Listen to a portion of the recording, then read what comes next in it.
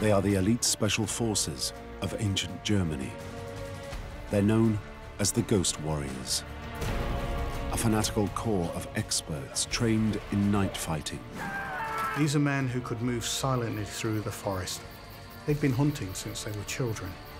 Now, though, they're not hunting deer and bear and boar, they're hunting Romans. They appear out of nowhere, sowing fear and panic among their enemies. In the 1st century AD, ancient Rome sent a huge army against them. The outcome still echoes through history. The Roman soldiers were caught in the perfect trap. The Emperor Augustus was devastated. This was a personal defeat as well as a major political defeat. This is the true story of the Germanic Ghost Warriors.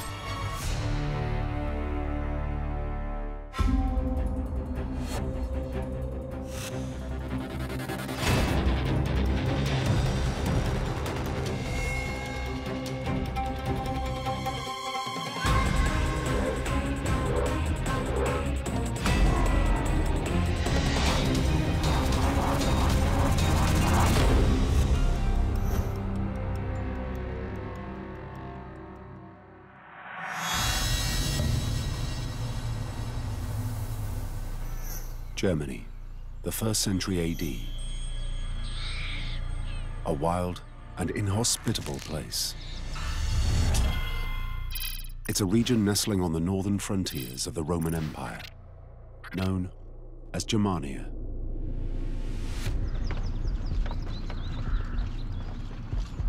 For the Romans, Germania was the final frontier. It was the edge of the world.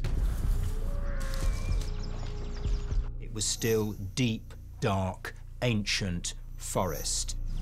This is the epitome of a barbaric landscape. As Roman soldiers move into this landscape, their minds fill with nightmare images. This was as far away from the civilization of Italy as it was possible to imagine. It was a dark place, it was full of strange people, it was dangerous.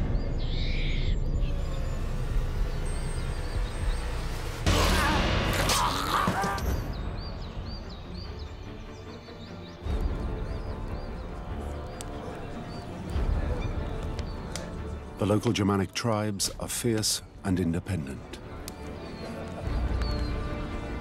They had a proud tradition of independence. German communities were very free, very loosely structured.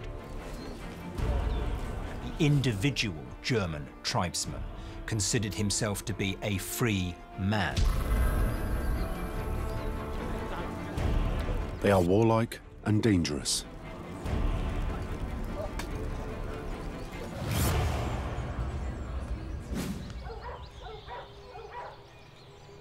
Warriors are trained in a variety of weapons. Germanic tribesmen were famous for fighting with spears. The word Germany comes from an old Germanic word for spear. In many ways, Germania was the land of the spearsman. A spear is a really effective weapon, which is why it's been used from all the way back into the Paleolithic with stone-tipped spears, right the way through to using a bayonet on the end of a rifle. All a spear does is increase the reach of the warrior. This means that they can strike to the face, to the feet, to the shoulders. Anywhere that's exposed by a Roman soldier, they will hit it.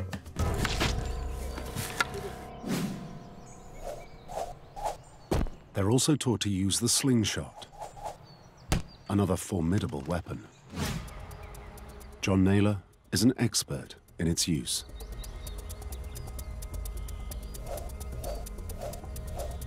Simple science. All you're doing is doubling the length of your arm, so it makes you twice as powerful as if you throw it by hand. When you add into that rotary motion, it's even more powerful.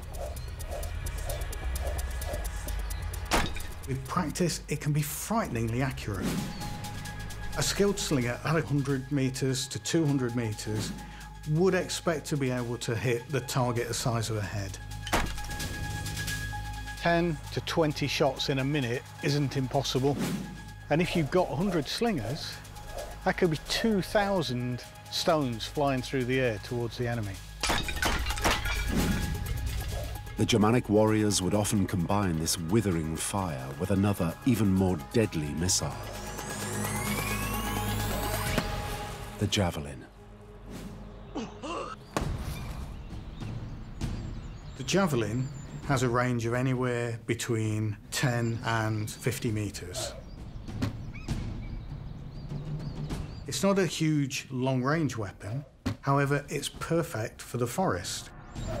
Finally, there's the most basic weapon of all. The club. The club is a very, very effective weapon. Even through the mail armour that the Romans are wearing, it's going to have an impact. You can break bones, break limbs, concuss through a helmet. Dirty strike fighting. There's hardly any weapon to beat it.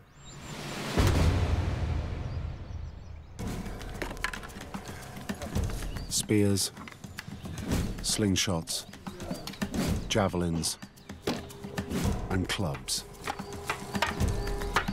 A powerful arsenal every young Germanic male has been using since childhood.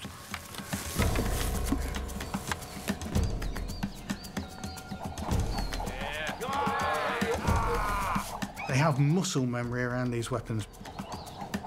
These weapons become an extension of their own body.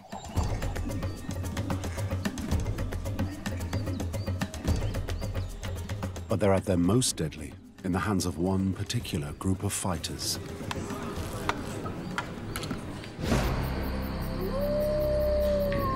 The Ghost Warriors. They're an elite group of special forces, trained to fight at night.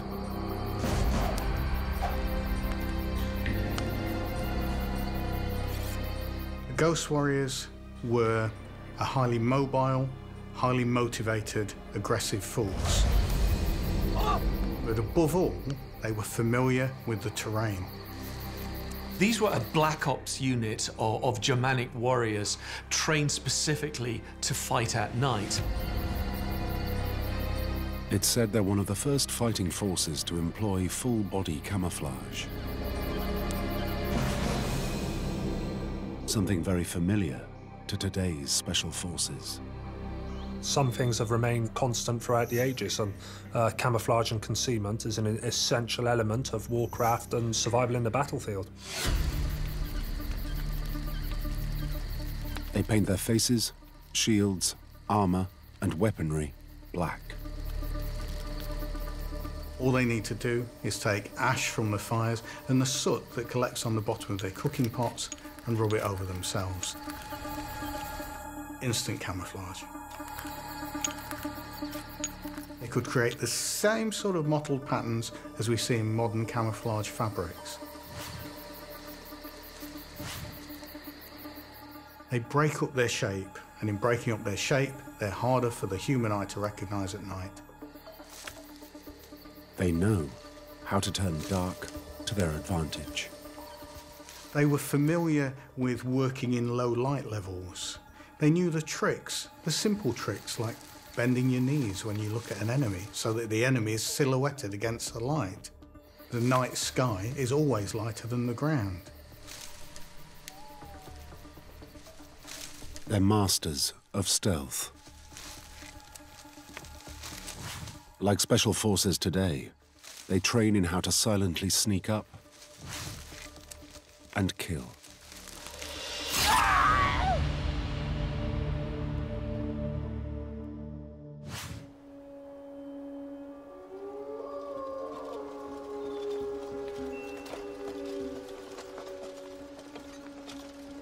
To the Romans, these night fighters are a source of legend, fear, even terror.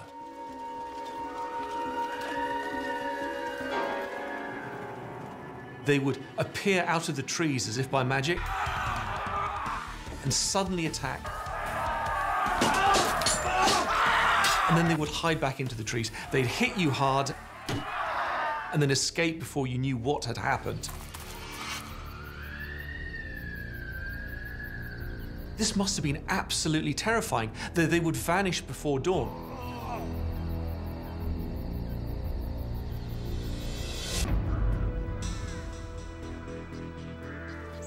Nothing has changed. The knight is still the friend of the special operative. It's very typical of special forces operations to lay up, and all actions will be carried out at night.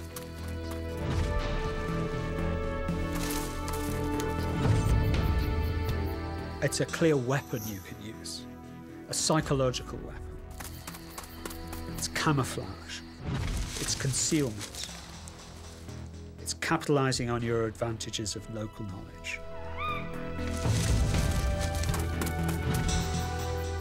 The Ghost Warriors are the equivalent of our Black Ops people today.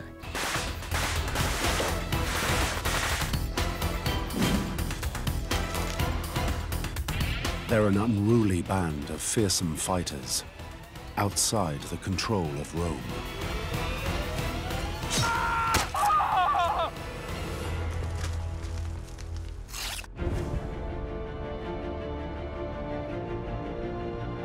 It's a situation Rome, accustomed to total control, finds hard to accept.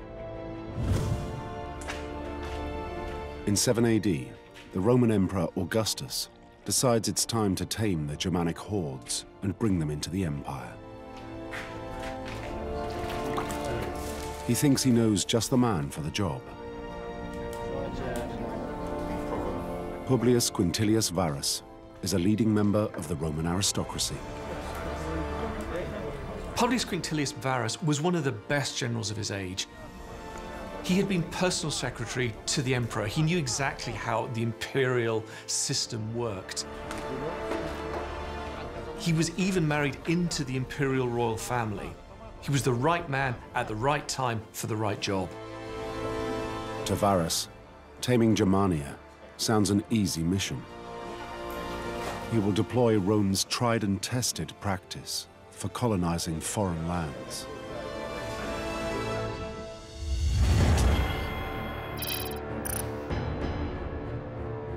As the empire has expanded, the Romans have co-opted local people and put them into Roman uniforms. It would take senior members of tribes, it would bring them into the Roman fold, and it would show them the benefits of Roman civilization. The idea was that these would become, in a sense, ambassadors among their own people for Roman rule. These co-opted warriors, known as auxiliaries, would then be taught to fight, Roman style. These were effectively mercenaries which had been brought into the Roman army. In Germania, Varus is confident he knows just the auxiliary who can help him tame the unruly Germanic hordes.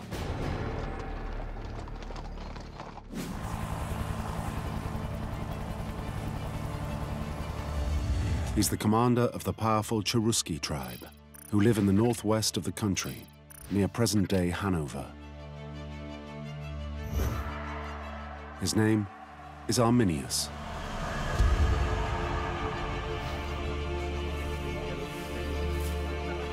He's a member of what we might call the royal family of a very powerful tribe, very powerful group. If we believe the Roman authors who write that he was more intelligent than any other barbarian they had ever seen, then I think we have to assume that he must have been very charismatic, convincing, probably even good-looking, because these authors even describe his sparkling dark eyes. He's 28 years old and has spent most of his adult life in the Roman army.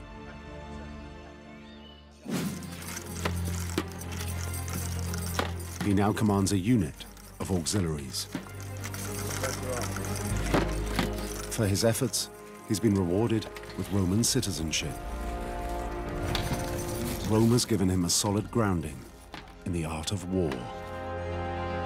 This was a very clever man who understood strategy and, above all, understood how the Romans worked.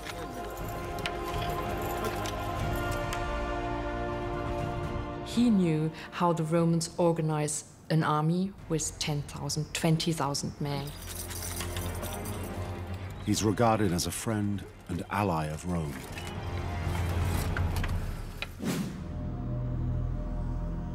But Arminius is not the loyal subject he appears. He's traveled widely through the Roman Empire and seen close up the violent impact of Roman rule.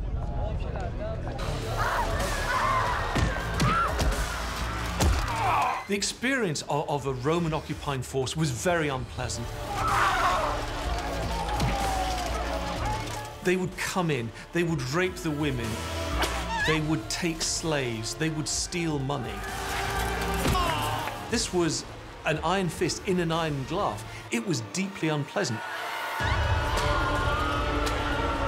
Arminius hates the idea that this might happen to his people.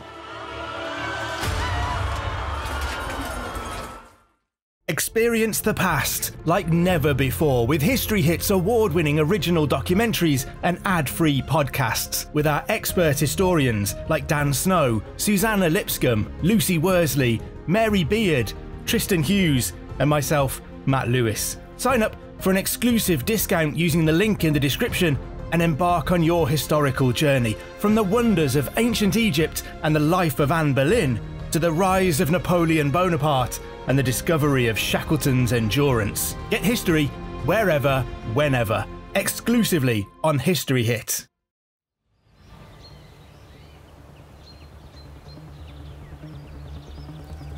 Thoughts of resistance start churning in his brain.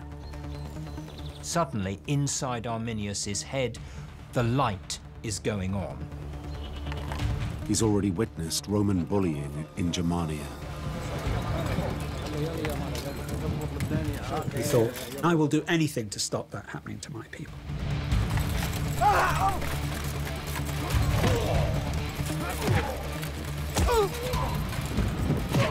From the beginning, when the Romans first met the Germanic tribes, there was a resentment that anybody could come in and tell them what to do. They were used to running their own affairs. Arminius keeps these thoughts to himself.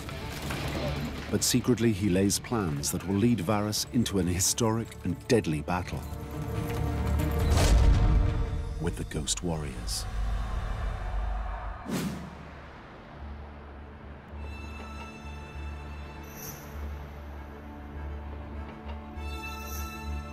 Today, Minden is a pretty town on the banks of the River Weser.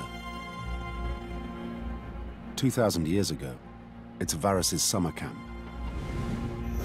an isolated Roman garrison in the tribal lands of Arminius and the Cherusci.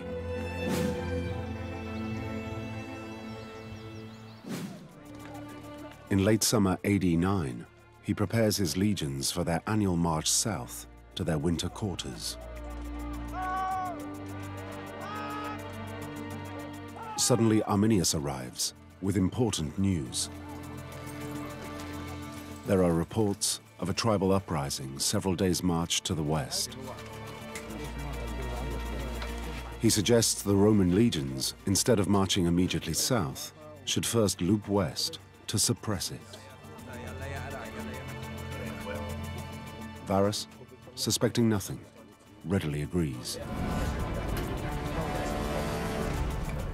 For Varus, Arminius must have been a friend. If you imagine that he is living in this rather hostile environment, and then there comes somebody who belongs to these barbaric people, but nonetheless he is one of us. To Varus, the idea that Arminius might be plotting against him is inconceivable.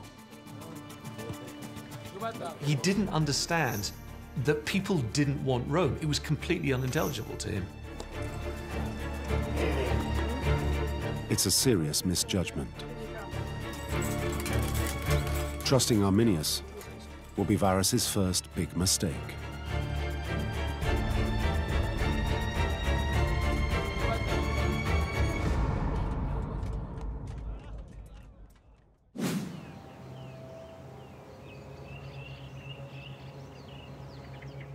For weeks, Arminius has been laying his plans.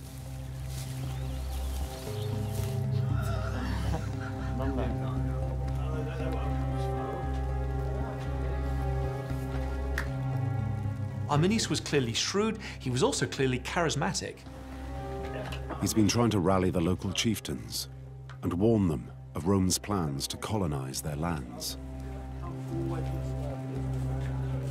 It's not an easy task. The Germans in those days were not the Germans of today. They were not regarded as the efficient team players that they are today.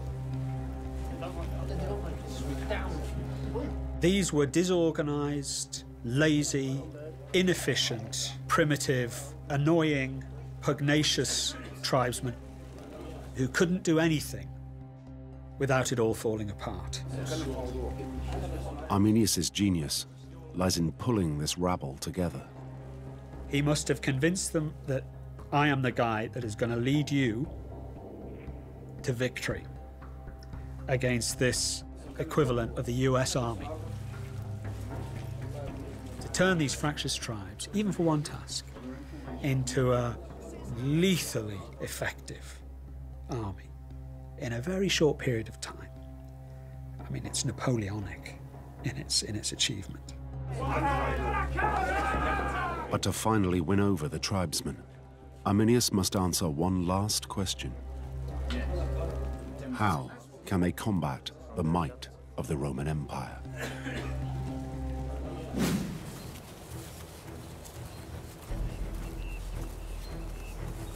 One thing is immediately clear. The Germanic warriors can never defeat the Romans in open battle. The Roman army in conventional warfare was the most powerful military machine in the ancient world. High-tech, immensely disciplined, highly drilled. In pitched battle, in the 1st century AD, the Romans virtually always won.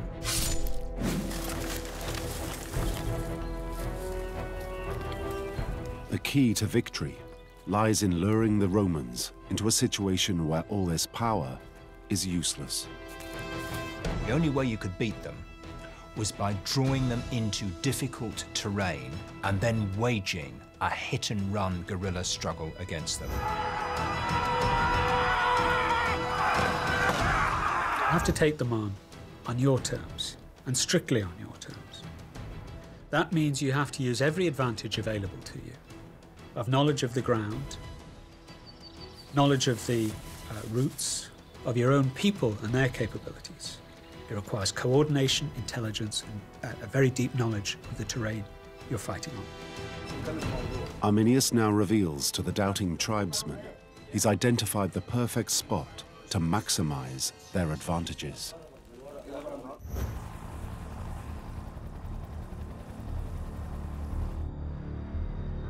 The Roman legions will have to pass through the vast Teutoburg forest. Here, at one point, between a wooded hill on one side and a swamp on the other, the track narrows down into a natural pinch point.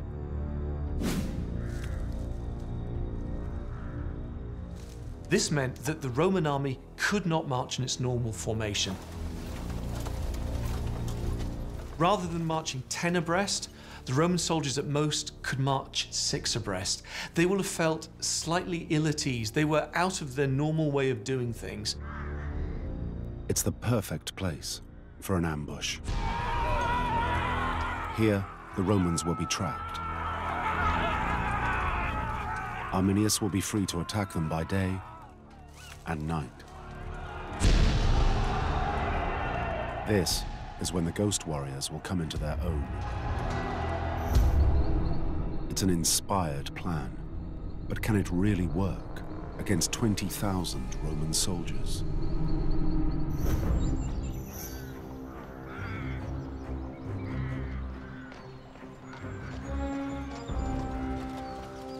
The Roman force sets out from Minden.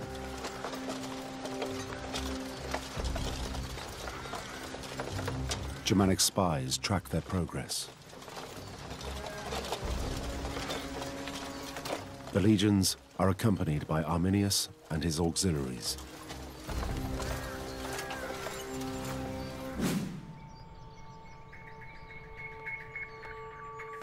Up ahead of them, deep in the woods, the Germanic warriors prepare their trap.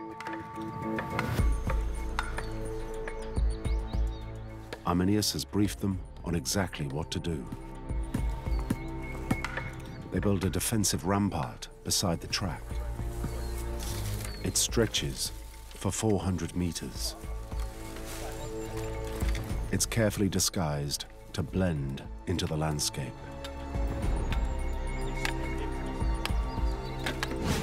Mastering the terrain is a basic part of Black Ops warcraft and training.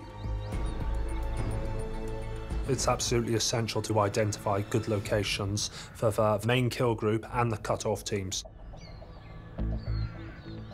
Each person might not necessarily need a tree to hide behind, but you know, they might need a bank or a natural lip on the ground. It's a complex, multi-stage operation, and not any fool can do it.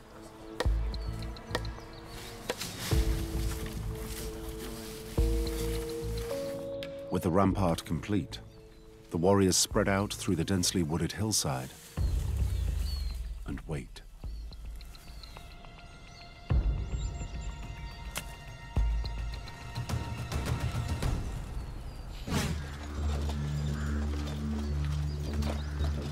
As Varus's forces approach the ambush, Arminius makes his move.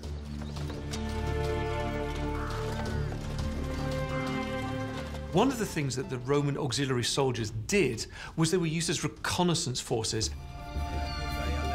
Arminius suggests to Varus he takes his auxiliaries ahead of the main force to scope out the route. It's a perfectly normal practice. Varus, suspecting nothing, agrees. It's his second major mistake.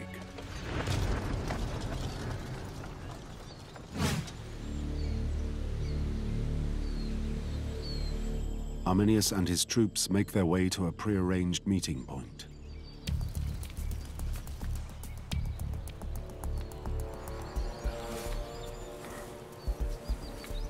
Here they meet up with fellow tribesmen.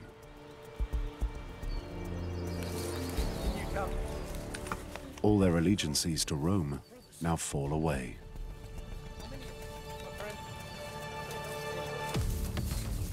The combined force moves off towards the ambush.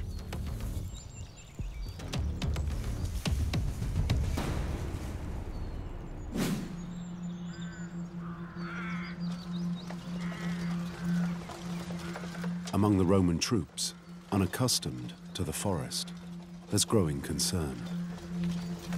The whole formation had to break up. They had to form a line, and it was like a 20-kilometer-long train that was moving through the countryside. The column of soldiers and retainers stretches back for miles. Communication became even more of a problem than it had right at the beginning. There was no way of the back knowing what the front was doing.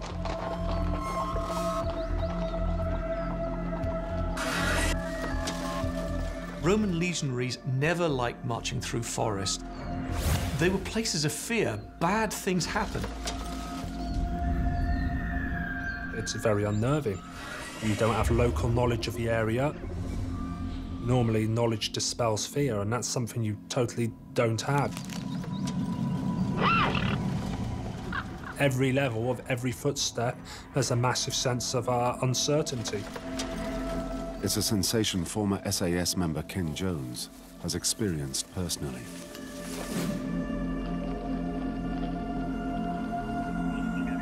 In Afghanistan, you know that these guys have grown up with a weapon in their hand since they've been 11 years old. In this extreme hostile environment, it's their backyard. You know they've already got that advantage on you, no matter what your level of training or skill set. This was an incredibly delicate, dangerous situation for the Roman army. But Varus, still suspecting nothing, pushes on.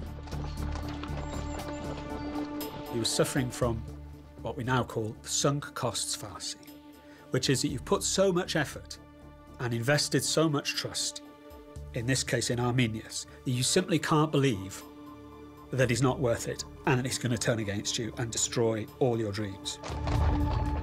It's Varus's third mistake.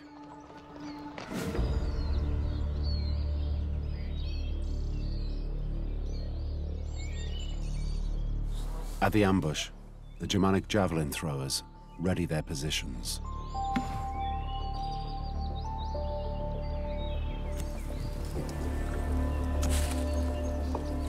Slingshots are prepared, ammunition gathered. All await Arminius's order.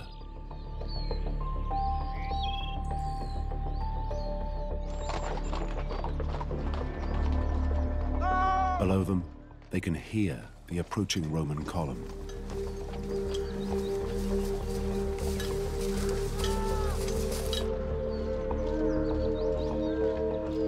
They would have heard the sound of trumpets, they would have heard the sound of armor jingling. This was loud. There was no doubt this was the Roman army approaching.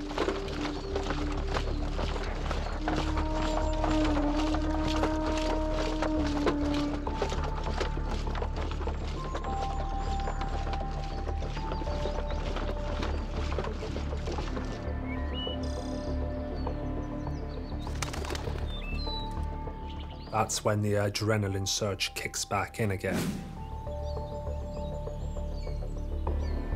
Your body's fully charged with adrenaline and a kind of sixth sense of excitement. Almost makes you want to vomit. You can feel your stomach turn. You start swallowing, your mouth becomes extremely dry, and you might perspire and sweat a little as well. It's a massive emotion you're facing. But Arminius holds his fire. The plan is to attack the Roman column at several points, splitting it into sections, breaking communications between the head and tail, and forcing each section to fight in isolation.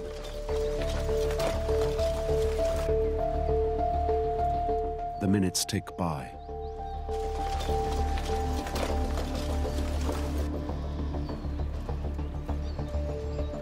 Time seems to stand still, and your consciousness system seems to shrink. It's just focused on that one moment.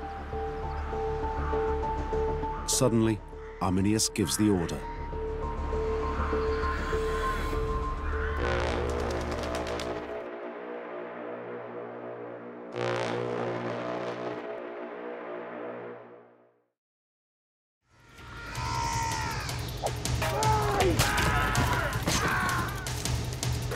A rain of javelins and slingshot shower down from the trees.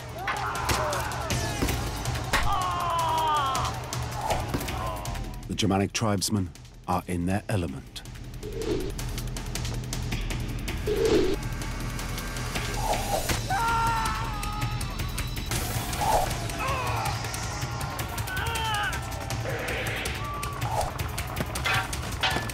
The Romans attempt to form a defensive shield, but they've been caught badly off guard.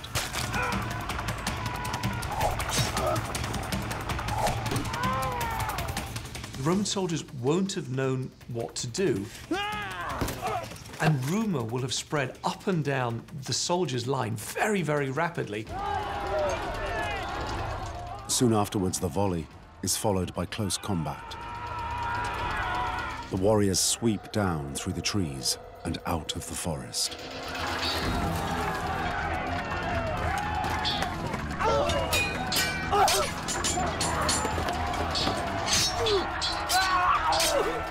There's no room for hesitation, doubt. Everything happens so quickly in such a blur. You're so intensely focused on that one action, time disappears. It's a feeling soldiers never forget. A 15-minute firefight can just seem like a couple of minutes. It's so intense, physically and mentally.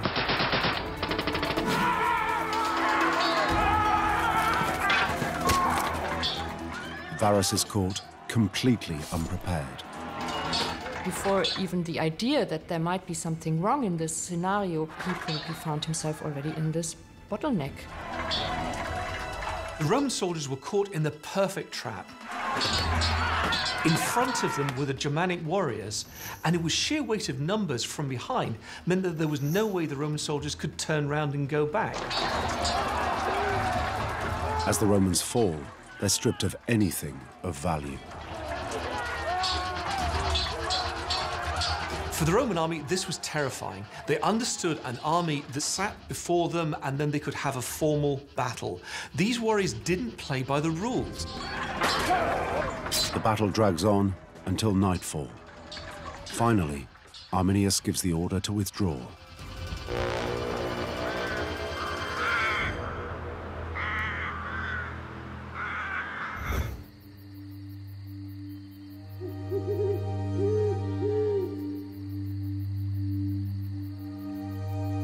Night descends on a bewildered Roman army.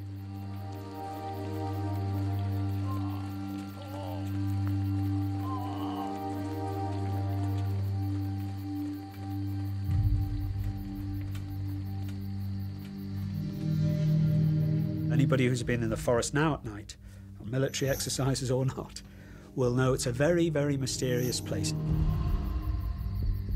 It's gods and terrors and ghosts and spirits and fairies and malicious things that scream at you in the night and surprise you when you should be asleep.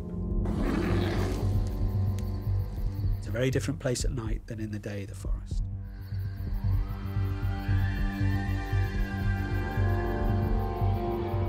Normal Roman tactics would have been to dig in and set up camp.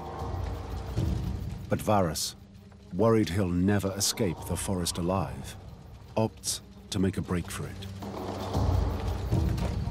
This is his fourth mistake.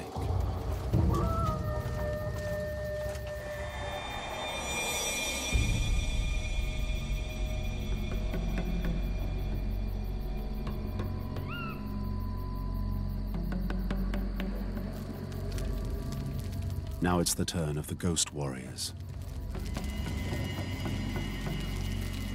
They blacken their faces.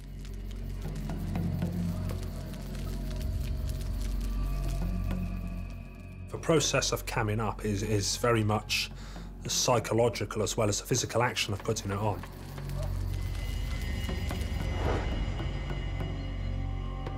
Hands, neck, face, ears, the back of ears.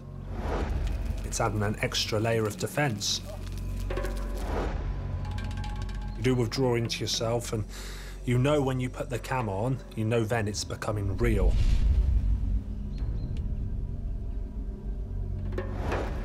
They stare into the night, preparing their eyes for the dark.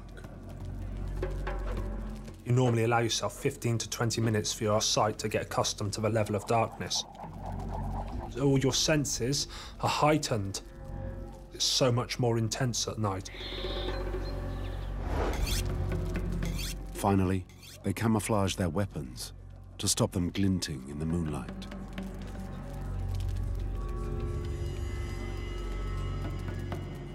Then, as the Roman forces appear below, the night fighters move in for the kill.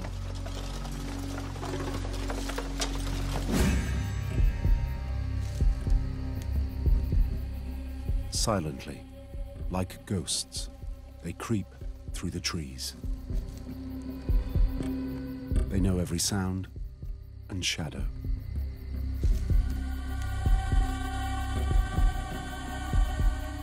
You get a kind of a sixth sense for what's lurking around the next corner. These are men who could move silently through the forest. They'd been hunting since they were children.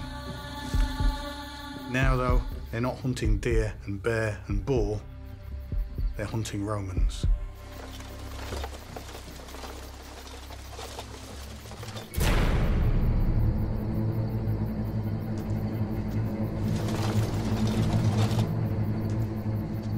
The first thing a Roman legionary would see was the white of a German's eyes and his sword coming down on you.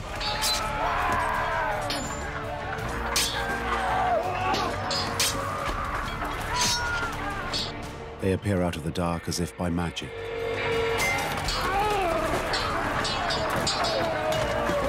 The Romans have never faced anything like it. Are they fighting men or spirits? The Ghost Warriors must have seemed like demons.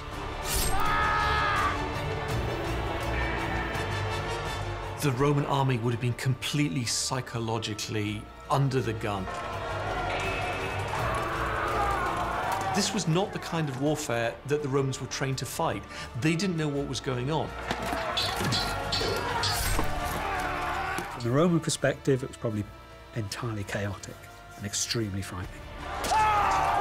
They were surrounded by enemy mystery, by the terrible forests.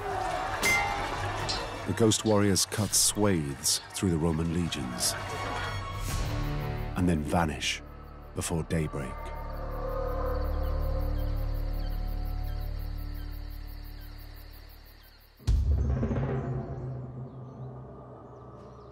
The next day, the Germans attack again.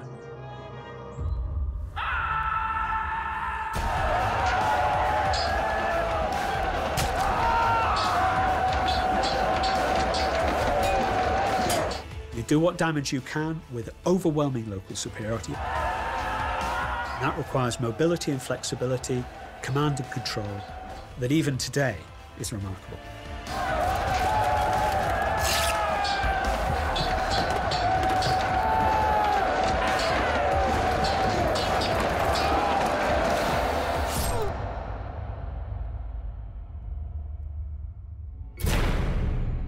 It's followed by another terrifying night.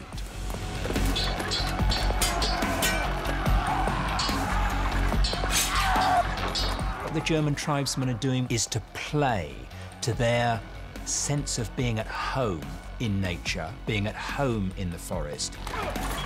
Arminius' strategy was non-stop warfare. It was to grind down the Roman legionaries. It was to make sure they didn't have a chance for a break.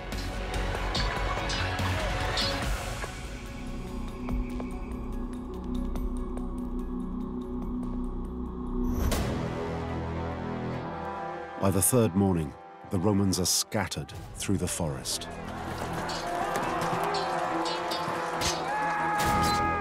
The exhausted legions are broken up and isolated.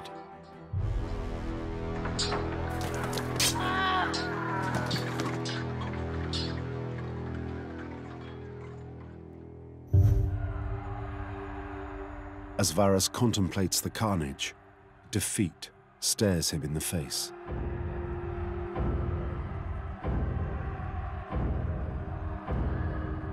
The question now for Varus in his own mind was, what could he do?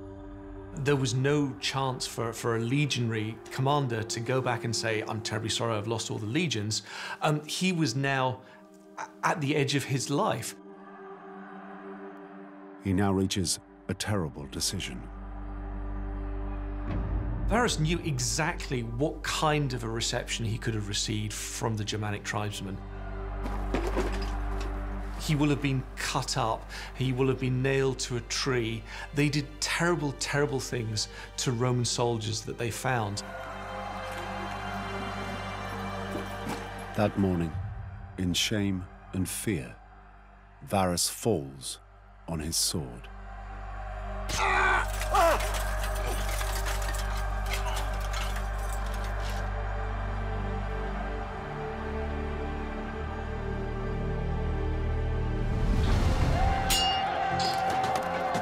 The Roman forces collapse. The Germanic fighters move in for the final kill.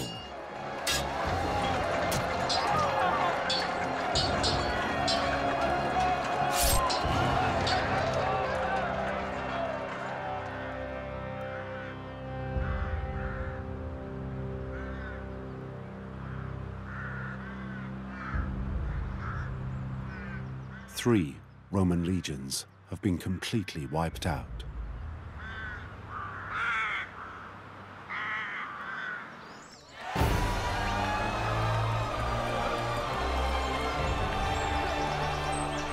It's an historic victory for Arminius's Germanic warriors.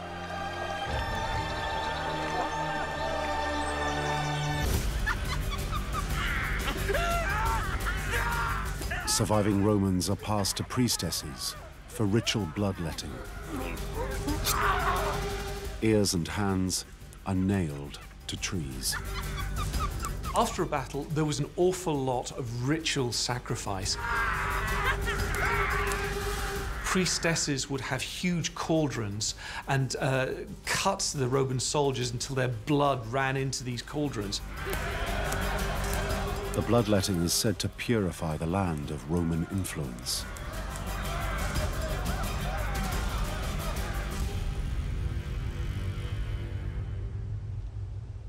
The Battle of Teutoburg Forest is the greatest Roman defeat for over 200 years.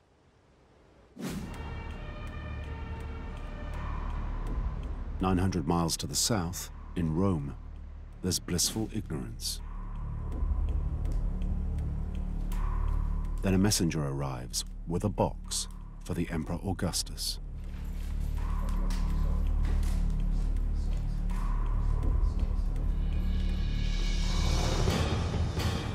It contains the bloody head of Varus. The Emperor Augustus was devastated. This was a personal defeat as well as a major political defeat.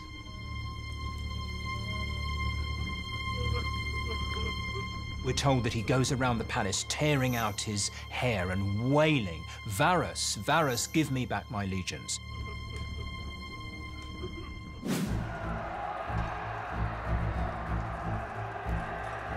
In just 3 days, the Roman Empire has lost 10% of its fighting force. It's difficult to exaggerate the scale of the defeat which the Romans suffer. A huge, great gap is blown in the Roman Empire's frontier defences.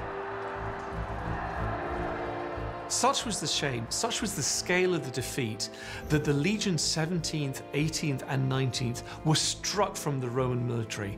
They were never used again. No soldier would ever have wanted to serve in those units.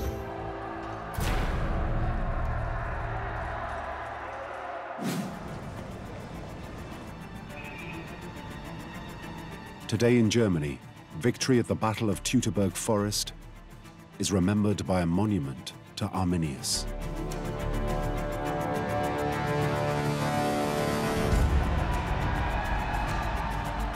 Elsewhere, excavations of the battle site have unearthed a grisly tangle of smashed-up bones and weapons.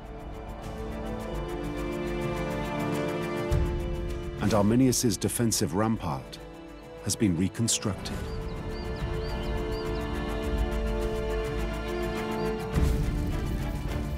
The Germanic Ghost Warriors have become a legend for a new generation of Germans.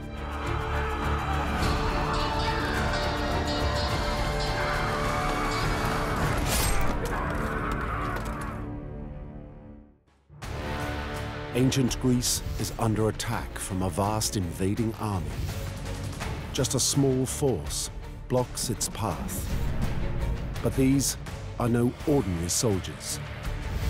They are bred for fighting, trained to endure pain, to kill or be killed. These are the Spartan 300. The Spartans were without doubt the elite troops of their age. Advance! They attack in close formation. They moved relentlessly, like a tank, at the enemy. It's a killing machine. It was a bit like being fed face first into a mincer. This is the true story of the Spartan 300's toughest mission: to save Greece from the might of the Persian Empire.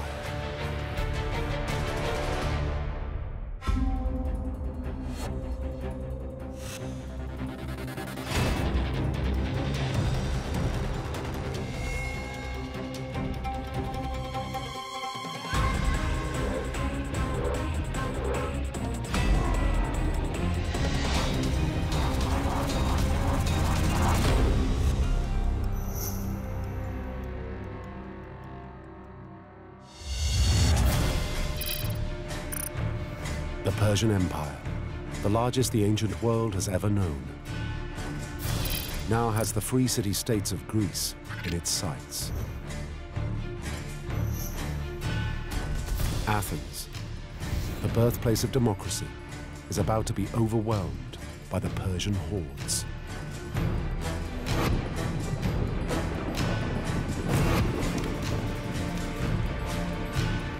Only a small force of warriors stands in their way. The resolve of these men to fight, knowing they were likely to die, is just incredible. Led by their 60-year-old king, it's the toughest mission they've ever faced.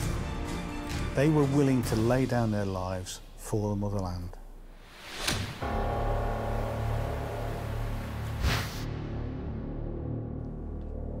At dawn, a Persian scout is sent to spy on these men.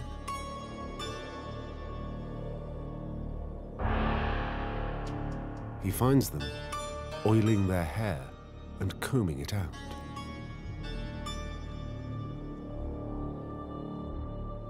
To the Persians, it looks ridiculous. They're womanish. Look at the way I'm worrying about their hair. What the Persians don't know is that grooming is how these men prepare for battle. They are Spartans. This means they're the most masculine, the most virile of all Greek warriors.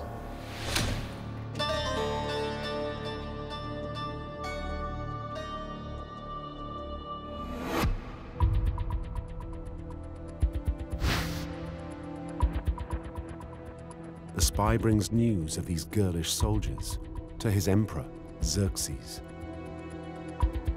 He can't believe that these effeminate men are a threat. Xerxes demands that they surrender. They've got absolutely no chance. Give up. What's this all about, guys? And lay down your arms. But that's the one thing Spartans never do. Spartan law dictated that a warrior on the battlefield had only two options. That was victory or death.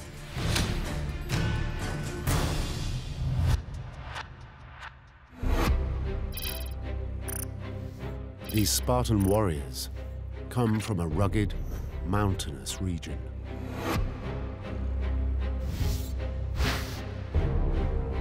Sparta is the only Greek state with a full-time professional army. They are on a permanent war footing. They were trained for war, the state was geared for war, and that's all the Spartans knew.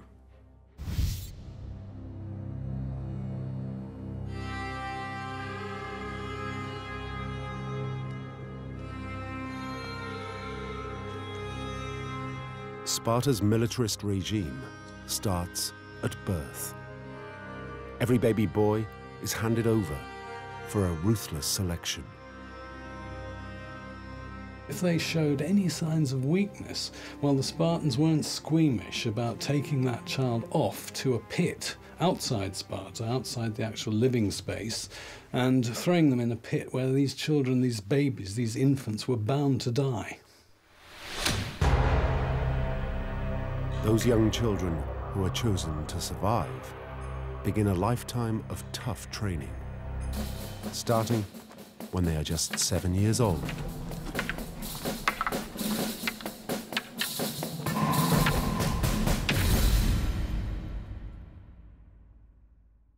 If two boys are fighting and one of them shows a sign of weakness, it wasn't the young boy who got punished for crying out and breaking the code, but it was his older mentor.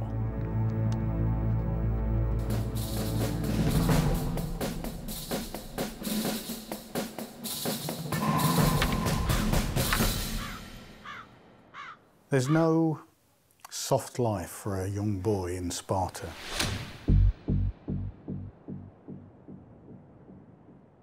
Whatever the weather, they go everywhere barefoot to harden their feet. The system was designed to instill obedience, endurance, resilience, and everything else that the Spartan warrior would need on campaign.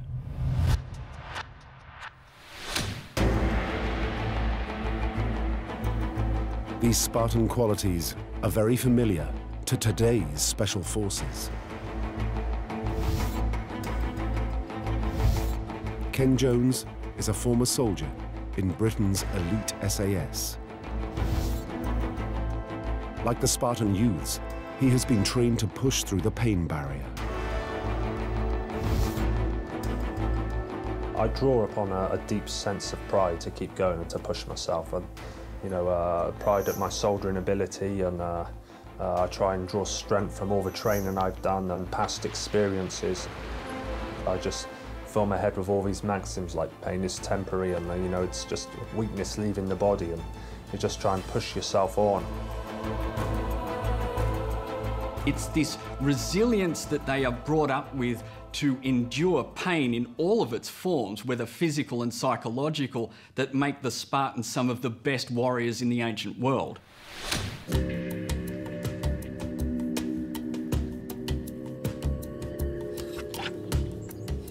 Catching their own food is a core part of Spartan training. The boys have to become self-sufficient, relying on their survival skills. This self-reliance means that they're an army that can exist in the field where others would want to withdraw.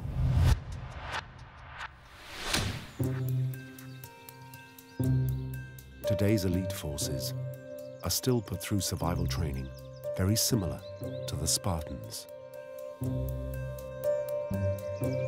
Soldiers are basically self-sustained for 1 week, where they can only eat what they can catch.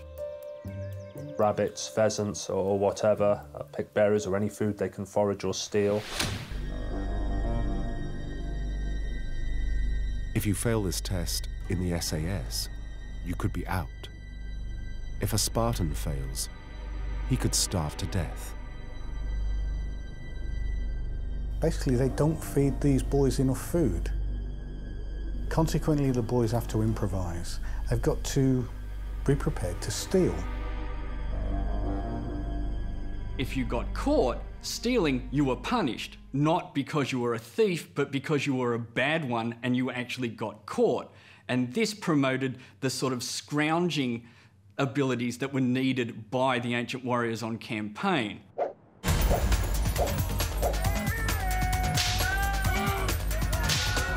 The idea of not getting caught is reinforced in a brutal ritual held every year. The Spartans had a festival which roughly sort of translates as the Steal the Cheese Festival.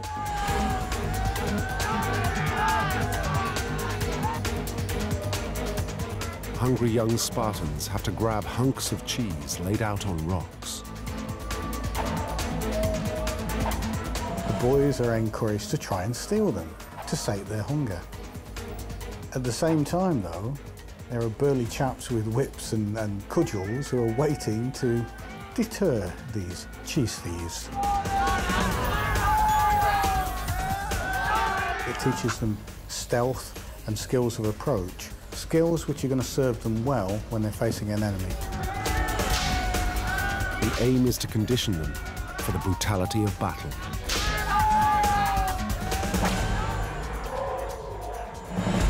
If the Spartan boys can learn to ignore pain, then they can stand firm in the battle line, and they can stand firm even when they're wounded and carry on fighting.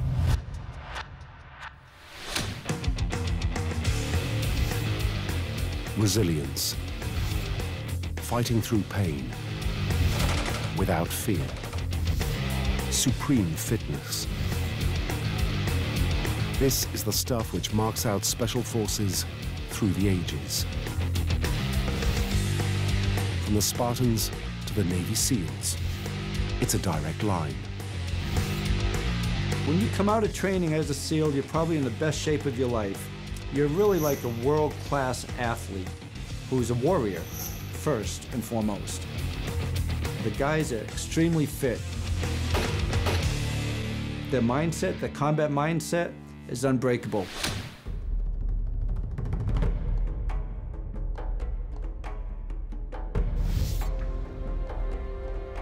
After 11 years intensive training, a Spartan recruit is ready to graduate at 18 years old. He is issued with the armor and trappings of a Spartan warrior. His most precious possession is the large, heavy shield. So important to Spartan soldiers, it is drilled into them before every battle. Die rather than lose it.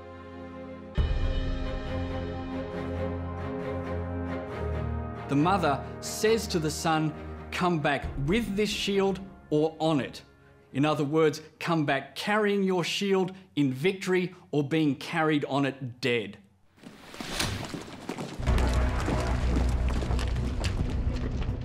These new recruits are joining the finest military force in Greece. It has a ferocious reputation.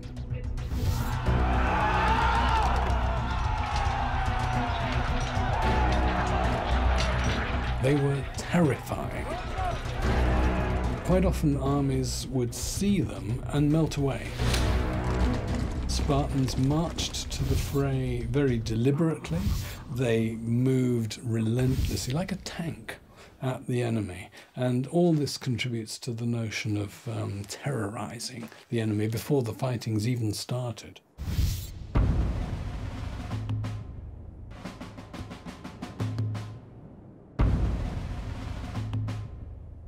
Joining the army is only the first stage. Every year, the most fearsome warriors are selected to join the elite Spartan Special Forces, the 300.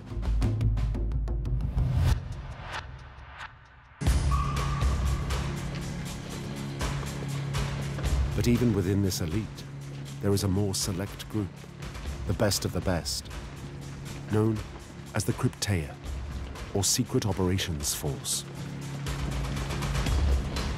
These guys are the elite of the elite within the Spartan military system.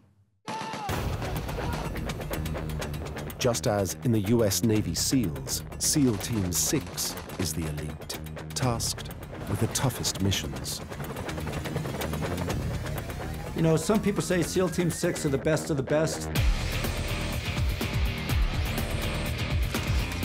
When it comes to close quarters battle, there's probably nobody better on the planet. All they do is close quarters battle.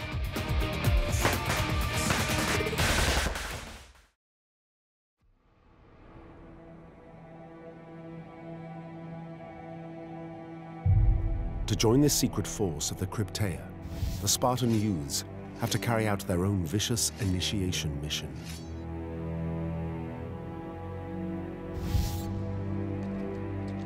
They are ordered to kill a member of the Spartans' servant class, the Helots, who do all the manual labor in Sparta. It's state-sanctioned murder. It basically allows the state to use the Helots almost as a training tool for the more elite members of the Spartan military.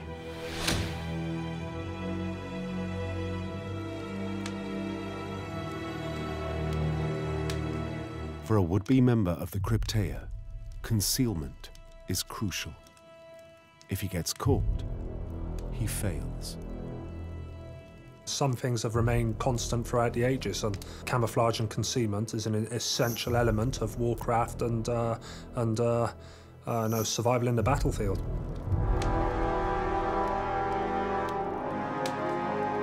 For the Crypteia, this is a rite of passage, designed to prove they can kill an enemy in cold blood. They can demonstrate their skills and their prowess, but more importantly, demonstrate their commitment to the state. Are they ready to take lives in the name of Sparta?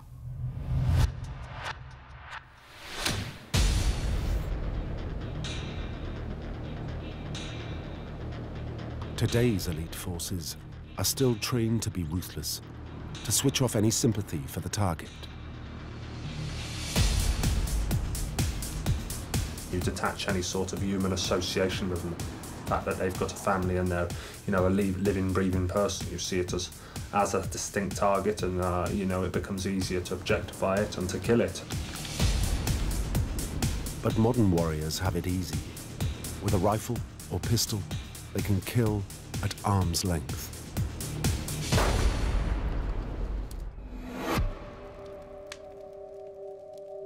The young Spartan just has a knife. It would have been very difficult to get one stab and then slip away, so it would need speed, aggression and surprise, the SAS acronym. He needs to have physical force behind him to try and floor whoever he's assailing.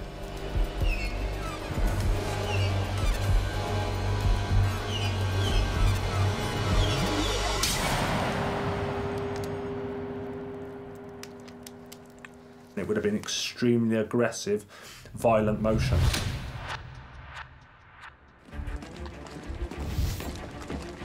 To kill without flinching. To face death without fear. It's what makes a member of the elite Spartan Crypteia. Many of these men would be among the 300 Spartans preparing to take on the Persian army.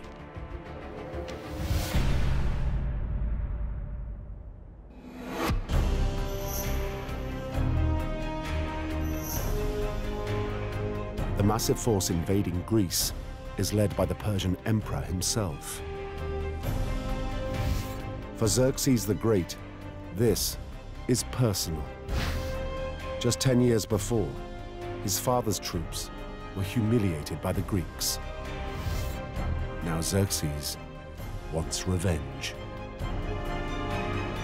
There was a combined land and sea invasion of mainland Greece to actually subordinate the entire Greek peninsula, the mainland, and incorporate it as a new province of the Persian Empire.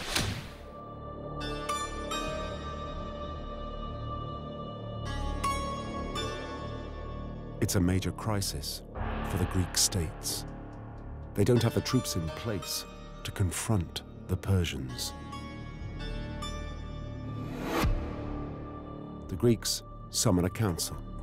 They desperately need time to assemble their forces. They turn to the Spartan king, Leonidas, the commander of the only professional force in Greece. Eventually, the council comes up with a plan. They decide to use the size of the Persian army against itself by keeping it in the field as long as possible.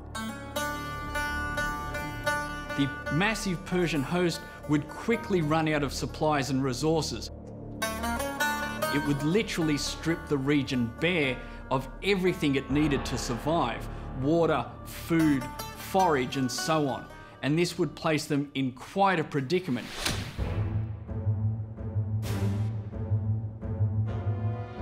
The key to Leonidas's plan is finding a location he can hold, somewhere the Persians can't bring the weight of their numbers to bear. The place he selects is a natural choke point between Mount Kallidromon and the sea, known as Thermopylae, or Hot Gates, because of the thermal springs nearby. Here, the only road south narrows to a path just 20 meters wide along the beach. It's an ideal position to defend. It would funnel the Persian troops onto the Greek formation. This greatly favored the Greek fighting style, which was designed for frontal, face-to-face, hand-to-hand combat. What they didn't want was a position that could be outflanked, where they could be hit from all sides.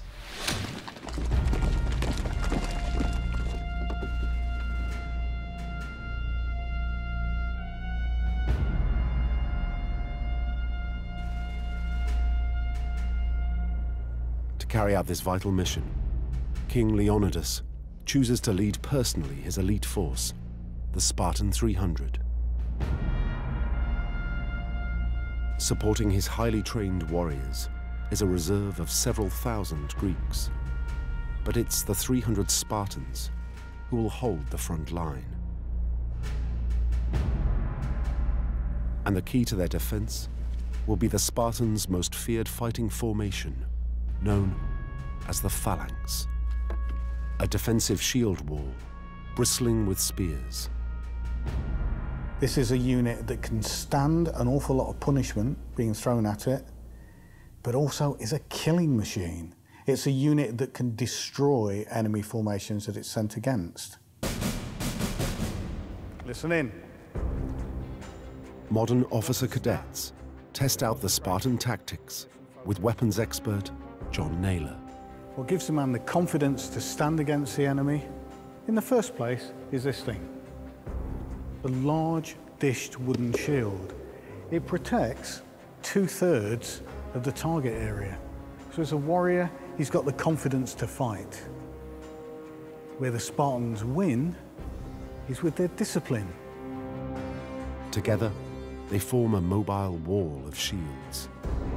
The strength of the phalanx lies in meshing together the force of individual warriors. Gentlemen, he's no longer a simple individual warrior. He's part of a fighting machine, a machine where all the cogs work in unison, where the men are not only protecting themselves, but they're protecting the men either side of them as well.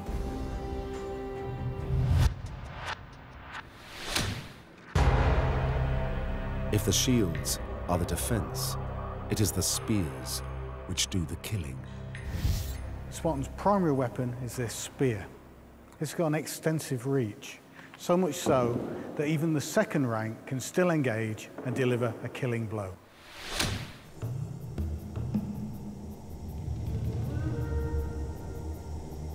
Under the heat of the August sun, in the narrowest part of the pass at Thermopylae, line after line of Spartans form up. Their phalanx is some 35 men wide and 8 or 9 deep. As they wait for the Persian attack, they will be feeling the same surge of emotion that today's soldiers feel before going into action.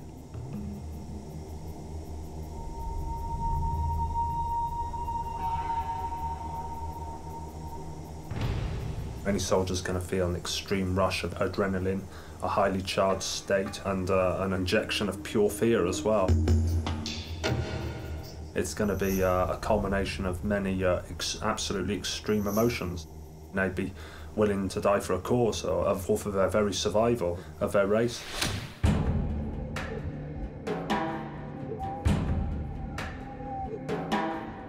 As the Persians approach, there is just time for King Leonidas to remind his men of their duty as Spartans. This again shows just how fit these Spartans are, that a king of 60 can still be out there leading his troops in the field.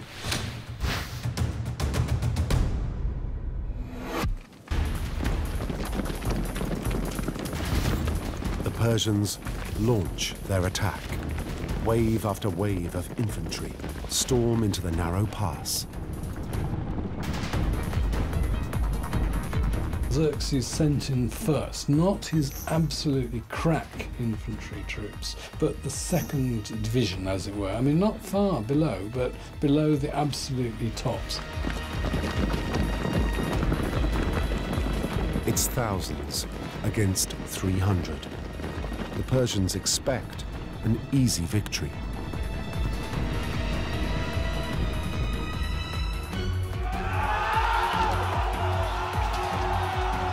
But the Spartans stand firm.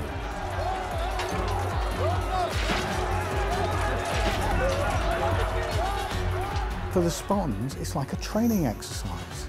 These guys are lining up to be killed, because there's 1.5 spears aimed at every single Persian. And the Persian might deflect one, And that's where the canny switched on Spartan just to the side. That spear licks in, and that's another kill. The style of combat that the phalanx engages in is some of the most brutal seen in any age. Most of your opponents are less than 2 meters from you. You'd be able to hear the screams of those that you attack. You would feel the weapon impacts as they penetrated into an enemy's body. It was a bit like being fed face first into a mincer. Before you know it, the Persians are fighting in pools of blood over the bodies of their fallen comrades. They haven't even got stable footing to attack from. It's a killing zone, and it just becomes a mechanical slaughter rather than warfare.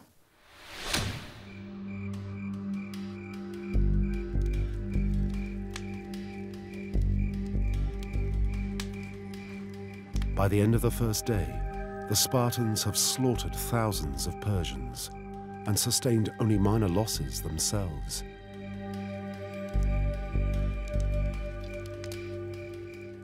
Leonidas and his men are confident they can hold on. For the freedom of the Greek states, every day counts. But then, Leonidas hears some troubling news. There is a secret path across the mountains above Thermopylae.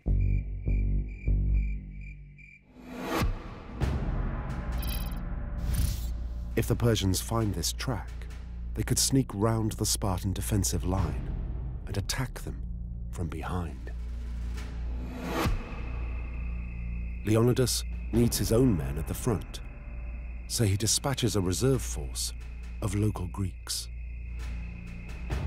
Leonidas sent a contingent of Greeks from the city of Phocis to hold the pass against the eventuality of the Persians coming around behind him.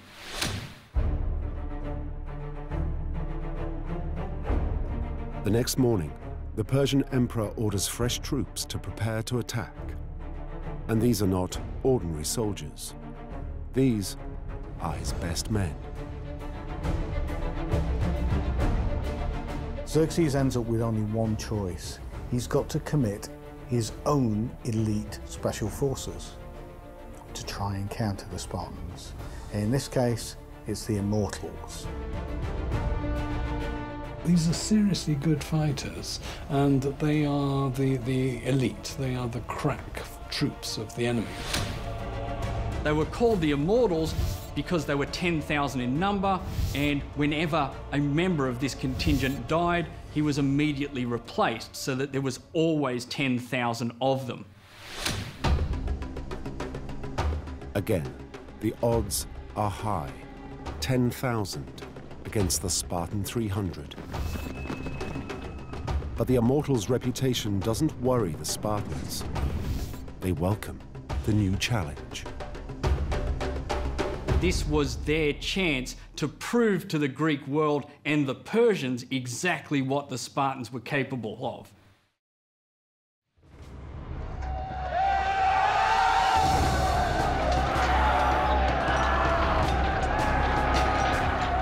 Funneled into the narrow pass, even the Immortals cannot shatter the Spartan defense.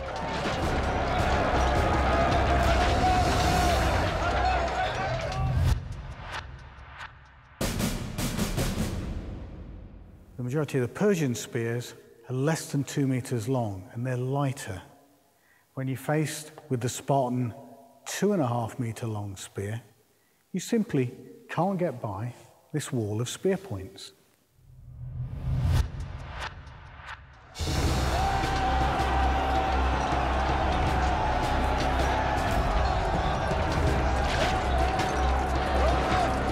This is close quarters combat at its most brutal. The Persians were losing about 1 man every 3 to 4 seconds during the actual combat phases of the engagement.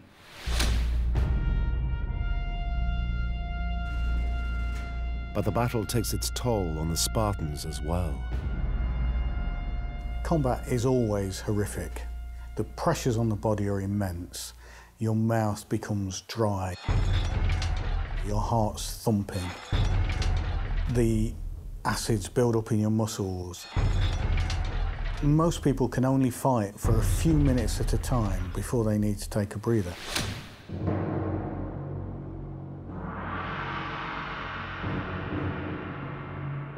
Thermopylae in August is like a furnace, reaching temperatures up to 40 degrees centigrade.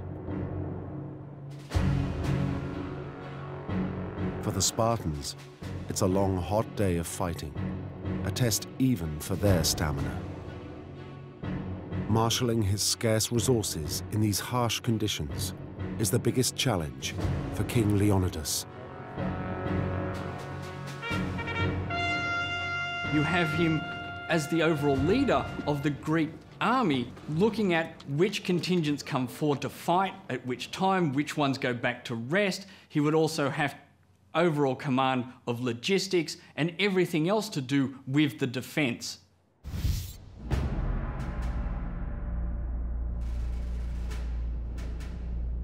Water is one of his top priorities. Fighting in full armour, in the intense August heat, his men need some 10 litres a day. Leonidas had been clever. He'd positioned his defensive force just in advance of the main spring line for water.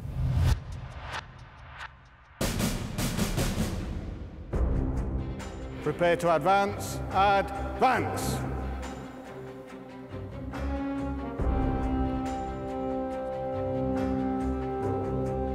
The Spartans are so well drilled, they control the battlefield. They can carry out highly disciplined maneuvers, like feigning a retreat. There is a large amount of bodies piling up in front of the Spartans. So what the Spartans do is they retreat back a small distance. Prepare to retire. Retire! This means that the Persians who are advancing have to climb over the piles of their own dead, disrupting their own formation, and then down onto a small, now level area of battlefield where the Spartans can engage them again in hand-to-hand fighting.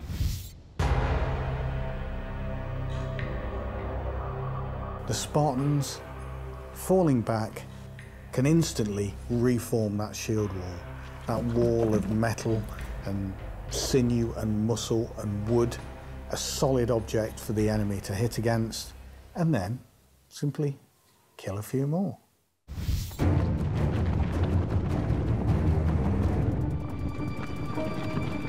For the Immortals, it's a daunting sight as they head towards the front line.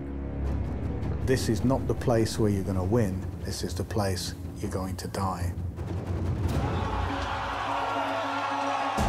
For the whole day, the two elite forces clash, neither prepared to give way.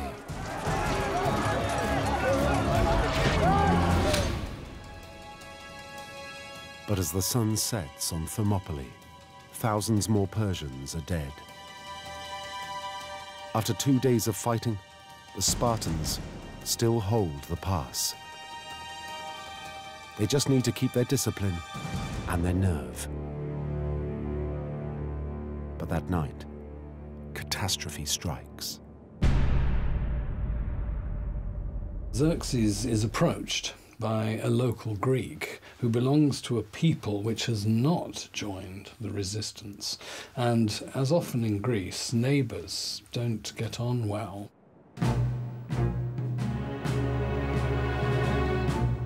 The Greek traitor reveals the secret path over the mountains. If the Persians can sneak along the coast, they will have the Spartans surrounded by daybreak.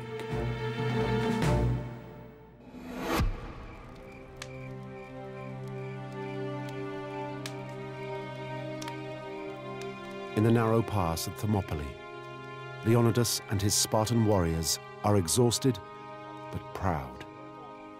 They have withstood the Persian threat for 2 long days. But they have no idea of the new danger looming on the mountain above them.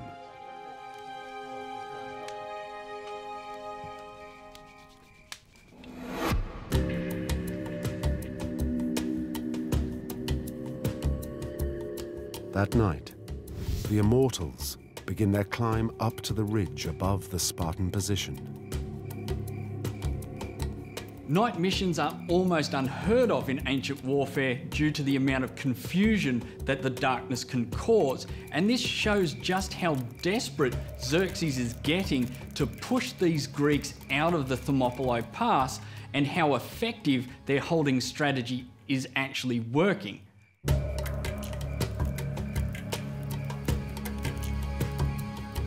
The Immortals' plan is to outflank the Spartans and launch an attack from behind them at first light.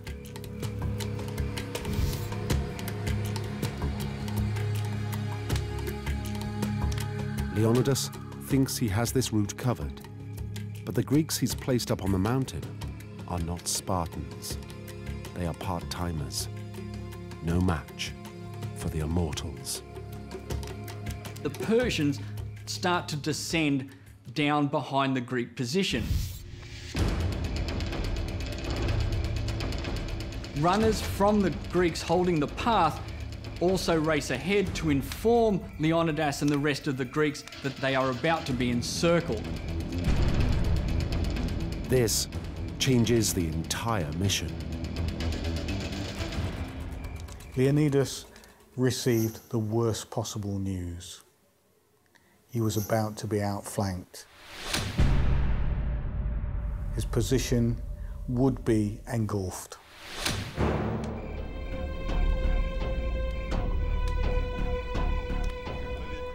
But Spartans never give up. Leonidas has sworn to hold back the Persians as long as possible, and that is what he's going to do.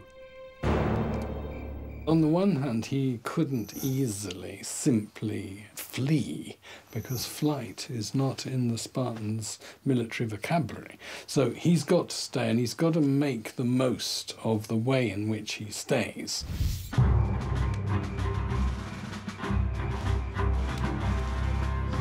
Leonidas realizes he cannot win in open battle.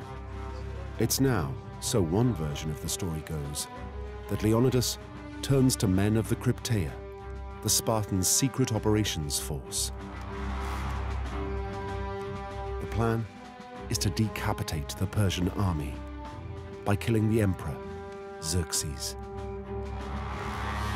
Was he simply going out in a blaze of glory? Was he trying to kill Xerxes in an attempt to, as it were, cut the head off the snake in the hope that the rest of the Persian army would wither away and march back to Persia? If you can eliminate the command and control mechanisms, you eliminate the cohesiveness of the army. This will be a mission very familiar to today's special forces. Leonidas is ordering a nighttime assault behind enemy lines with a specific target to take out. To operate at night, you need to be fully alert and focused on all of your senses and your sixth sense as well. So you can be more focused on your surroundings, but also more aware of your own movements and actions. From their base on the beach, the Spartans' most obvious route to the Persian camp is along the shoreline. You've always got the element of surprise, especially attacking at night, and that brings with it a surge of confidence in your ability to get the task done.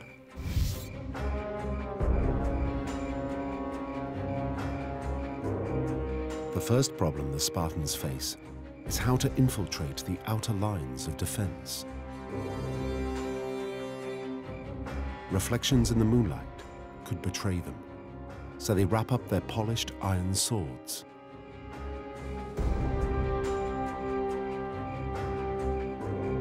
This form of combat is exactly what the Crypteia taught the young Spartans as they came up through their educational system. The Persian guards are not expecting any trouble because night missions are so unusual.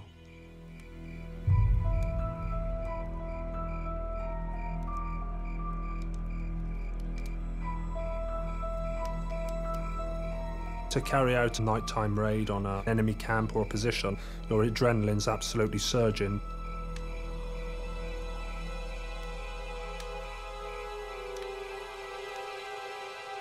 The aim is to get to Xerxes' tent, which would be very conspicuous because he brought his caravan, he brought his slaves, his women, that's how Persian kings did it. The Spartans now prepare their weapons. They unwrap their dreaded kopis, a vicious hacking sword. Its short, thick blade can cause horrific injuries.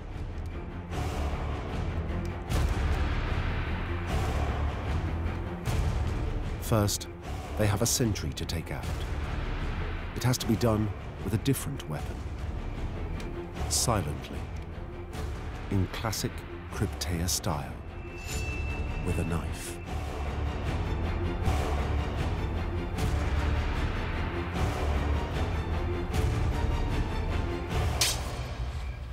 They'd done this sort of thing as 16, 17, 18-year-old boys. This idea of specific strikes at a single target.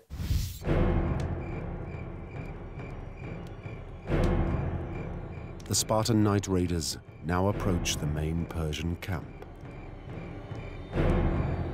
They have to find the heavily guarded emperor and kill him. They would be most likely using their swords to hack down any Persian that got in their way as they tried to reach Xerxes.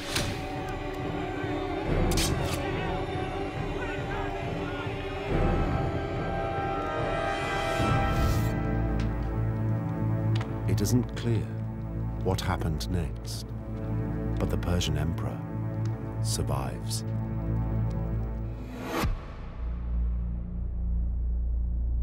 When dawn breaks, all the remaining Spartans can do is make a final, heroic stand.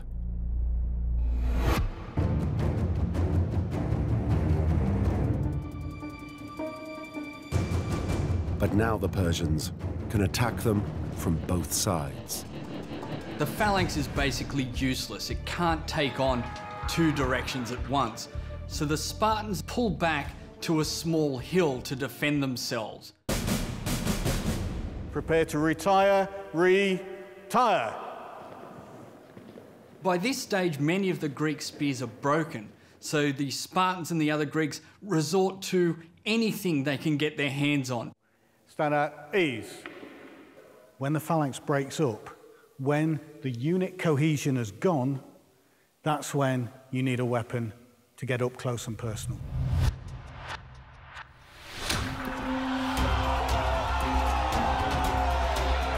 Fighting with their deadly short swords, even with broken spears, the Spartans won't give up.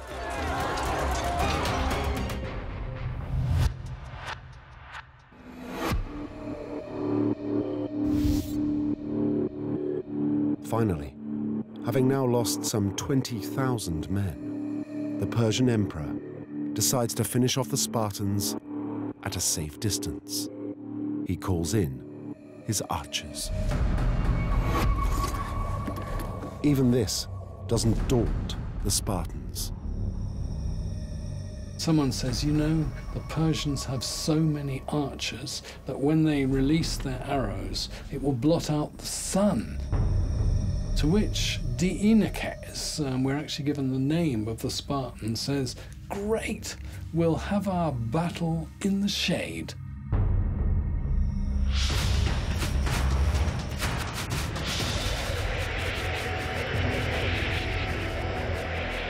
When you can shoot enough arrows to blot out the sun, okay, the Spartans fight in the shade, but those arrows are going to ultimately find their mark.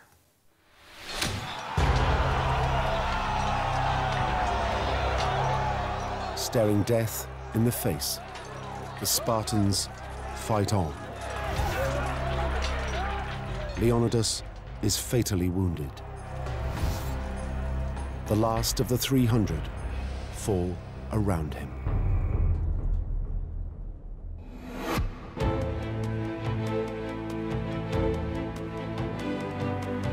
But the Spartans' sacrifice is not in vain.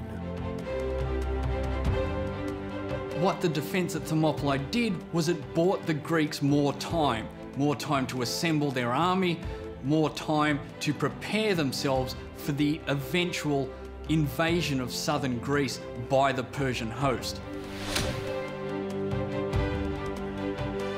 Within a year, Xerxes' imperial force is defeated both on land and at sea. Sparta and its Greek allies remain free.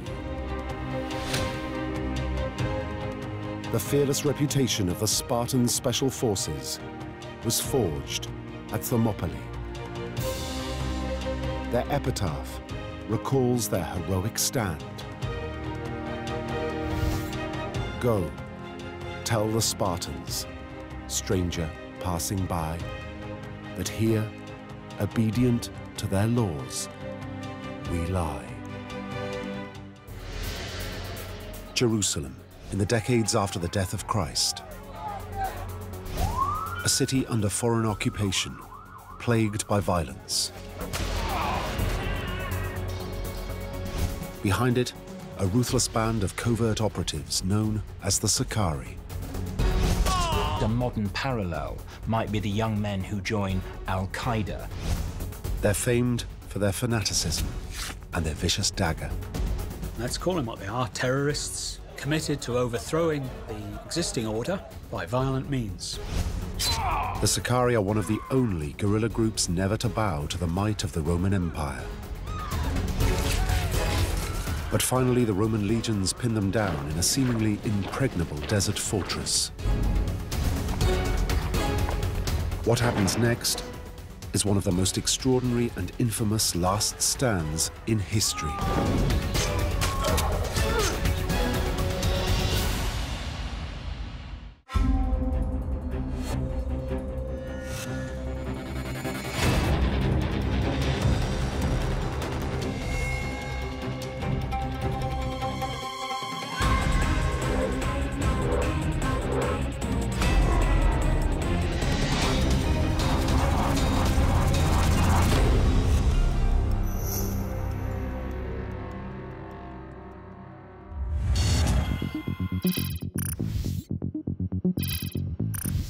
Jerusalem.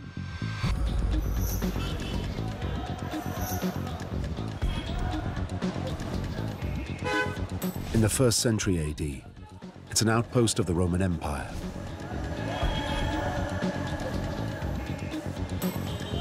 Then, as now, it's a city with a heavy military presence. For the ordinary Jew, the Roman occupation was experienced as living under bullying, brutal, racist soldiery.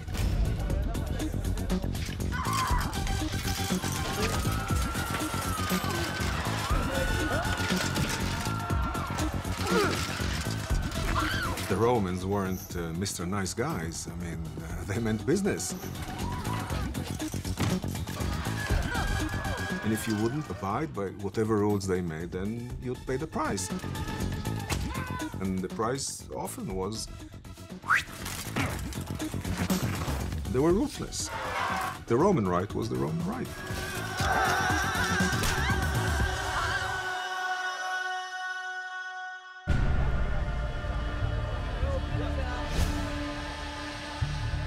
Among the Jewish population, there's widespread but hidden resentment. I imagine that right the way across Palestine, you've got those blank faces that don't reveal anything because there's fear of authority, but behind the mask, there is hatred. It's a hatred that still has echoes in Israel today.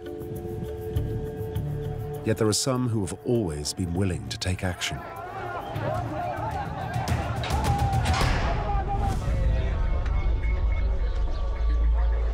Across occupied Jerusalem, there are a mysterious series of terrorist attacks.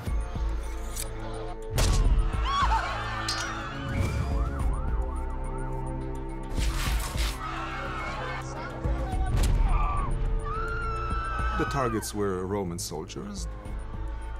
The targets were collaborators or anybody who supported the Roman rule. The victims include Jewish religious leaders and tax collectors. These are the people who are enforcing tax payments, tithe payments, rent payments, forced labor, and so on. These people were seen as collaborators, as people who were siding with the foreigners in oppressing the Jewish people. It's a pattern of violence familiar today. The question then, as now, who lies behind it?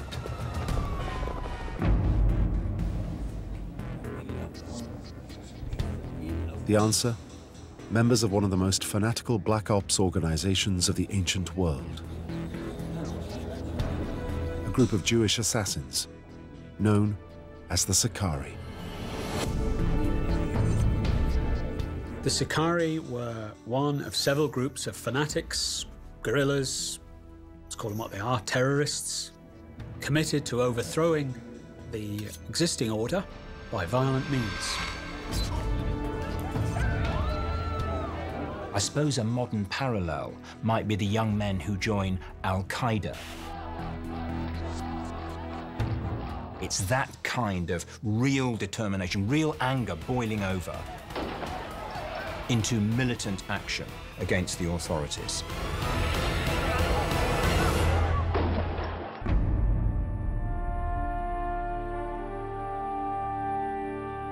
The Sicarii fighters are motivated by a deeply held belief in God, freedom, and the independence of their country.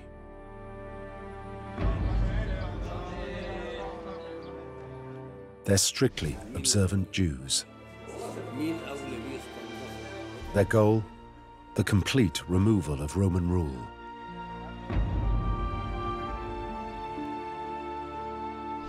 It's not that they wouldn't accept a Roman rule. They wouldn't accept any rule. Only God's rule. The Sicarii felt that they had an obligation to cleanse the Holy Land, the promised land that had been given to them by God, of all of the defilement, the involvement of foreigners in the governance of Palestine. There was to be an apocalyptic cleansing.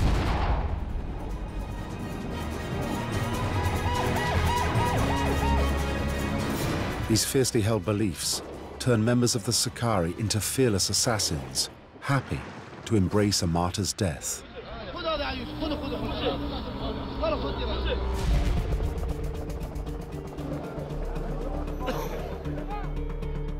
But opposition to Rome is not easy. The Roman legions are overwhelmingly the most powerful fighting force of the ancient world. The Sicarii must fall back on their few advantages. Their knowledge of Jerusalem's narrow streets, their ability to mingle with the crowds, and their understanding of the people. They know how far it is from one place to another. They know the shortcuts. They know the escape routes. They speak the language. They don't need interpreters. That gives you force multiplication. It's known today as asymmetric warfare. The poorly equipped terrorist against the might of an occupying army. In the AD 60s, Jerusalem becomes a city living on its nerves.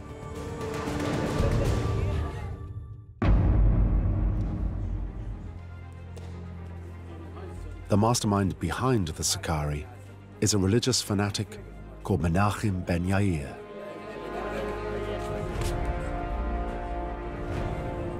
Like many of his kind, he claims direct authority from God. He's motivated by a deep hatred of Roman rule.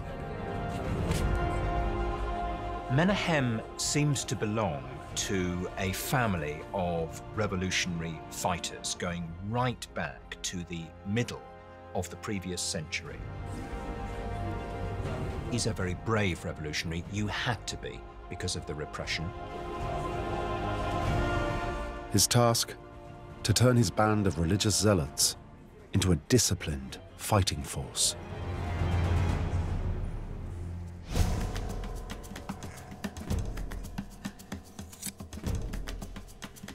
The Sicari's chosen weapon is a curved knife known in Latin as a sicarus. It's perfectly designed for stealthy, sneak attacks. You can hide it under robes, you can tuck it under a cloak, even have it in a basket. It's also devastatingly effective. It can curve around shields, curve around a defense, and cut through lots of flesh and all the way down to the bone. They were aiming for surgical strikes at individual soldiers, individual officers, individual servants of the Roman state.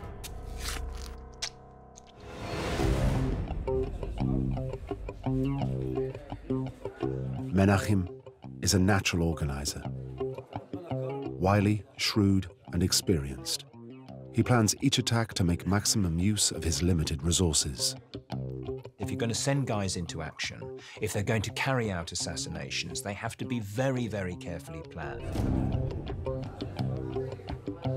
His first, all-important question: who to target?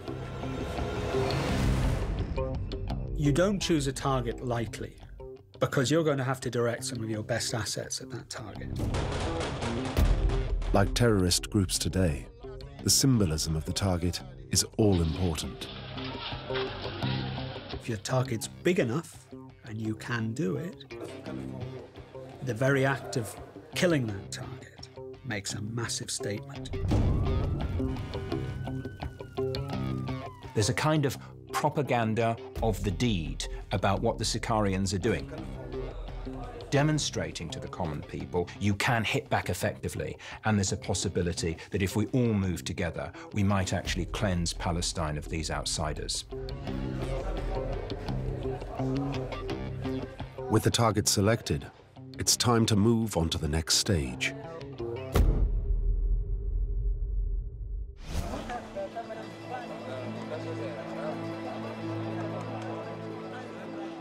What happens next has become a routine part of the training of all special forces.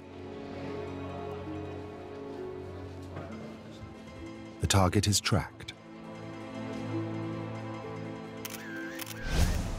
Observers watch his every move. They need answers to a number of critical questions. What's the target's vulnerability? What kind of security has he got? Is he conscious of being a target? In order to determine all that, we need to look at what we call pattern of life. His usual movements, his comings and goings, wherever he goes to the pub, whether he has a drink habit, wherever he goes to the market at 12 o'clock on a certain day. Gradually, the observers build a detailed pattern of the target's lifestyle. It's a long process, it's a detailed process, and people's lives depend on it.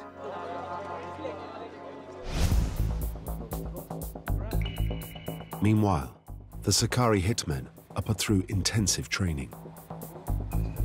It's more than just knife fighting. It's psychological preparation. You need an extreme amount of aggression or cold-bloodedness to carry out such an action. It's something that's beyond most people. Not everybody can kill close up, in cold blood. It's an extremely messy and difficult job to pull off. It's intense, it's personal, you're going to get covered in that person's blood. The trick is to practice on something that simulates the real experience. I know from the paras we practice intensely carrying out bayonet attacks on sandbags full of chicken innards and pig blood. Just to go through the machinations of sticking a knife into an object and withdrawing it and seeing blood and guts come out.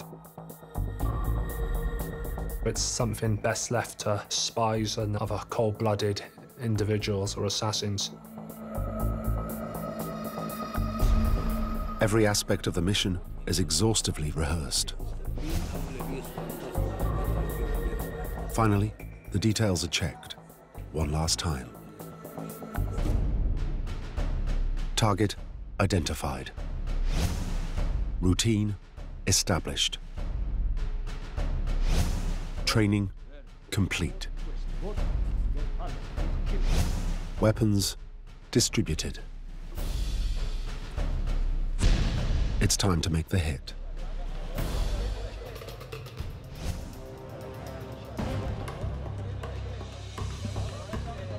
A Sakari hit squad infiltrates the crowd. Their techniques are familiar to special ops units today.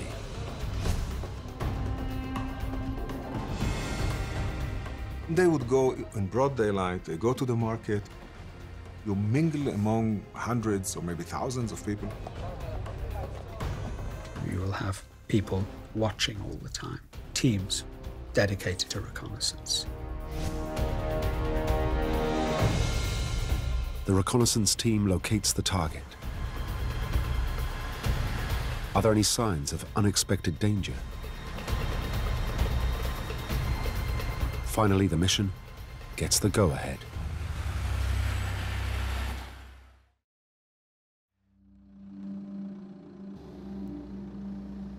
Now it's the turn of the strike team. The hitman, the strike team, very lightly armed, because he wants to attract as little suspicion as possible. The assassin moves into position. There's a rush of emotions familiar to all Black Ops assassins. Your spine feels like it's injected with ice. You're full of fear, adrenaline, excitement, a buzz. But at the same time, you need to control all of that so you're coordinated.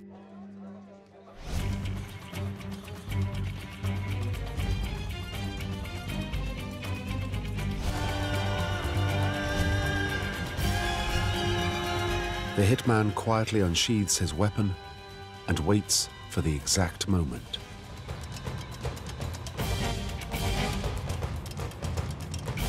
It doesn't take long to make that strike. 2 seconds. Get in close. Strike hard. Strike often. Before you yourself are overwhelmed. Then the Sakari melt back into the crowd.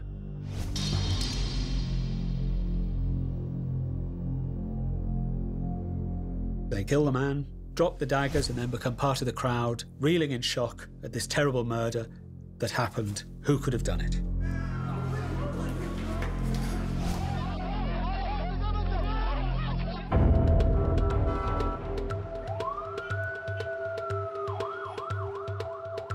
Almost immediately, fear spreads through the crowd. You can imagine how quickly the rumors of a new killing would have gone through the streets. To add to the confusion, the Sakari join in the hue and cry. They'd start yelling, "Whoa, what happened, what happened?" And people would get confused who did it.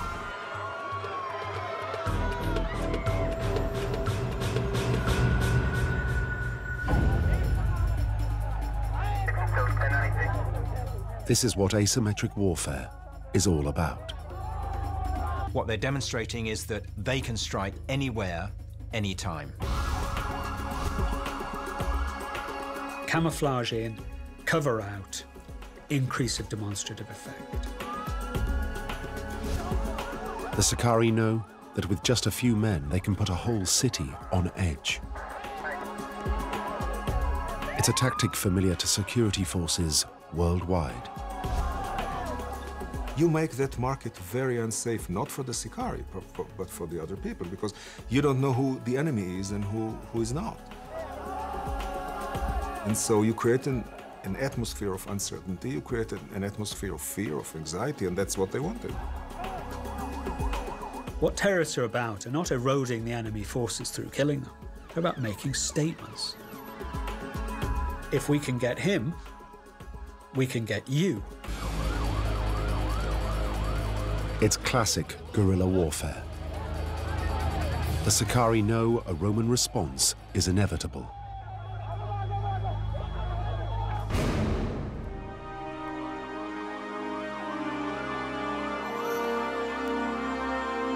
In the year AD 66, the Romans cracked down.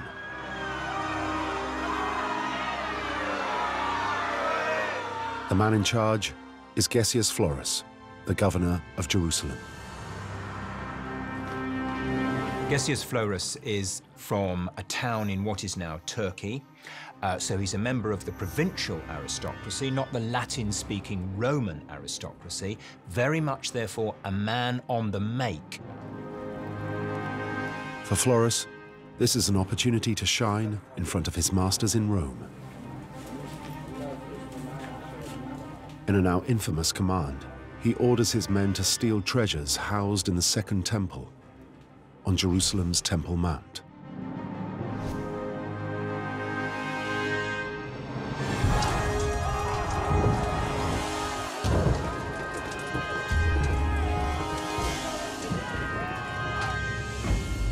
This is the great holy center for all Jews.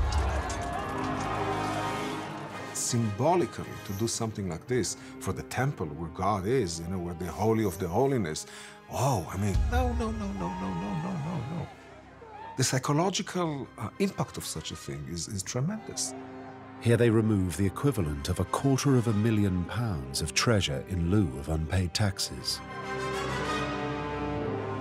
It's an act of sacrilege. It's difficult to imagine anything that could have angered the Jews of Jerusalem more than that.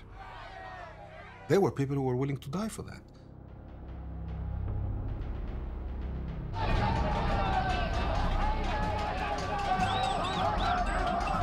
The reaction follows a familiar pattern. Outraged Jews gather on the streets of Jerusalem. There are noisy demonstrations. The mood in Jerusalem after this attack on the temple treasury was absolutely electric. It provokes Florus into making a serious mistake.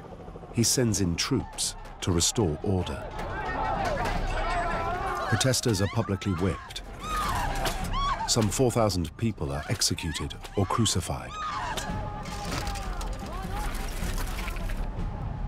But like dictators through the ages, Florus has misjudged the popular mood. The whole of the city rises in revolt. Jerusalem's Jewish population turns on the Romans.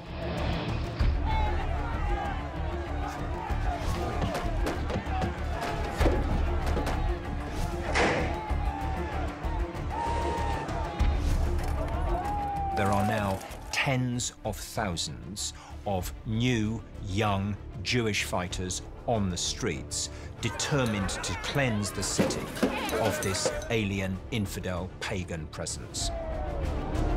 A little bit like the way in which you imagine it kicking off in parts of the Middle East, when it's the Islamic resistance fighters who suddenly find that they've got mass recruitment on their hands. Florus has unwittingly played into the hands of the Sicarii.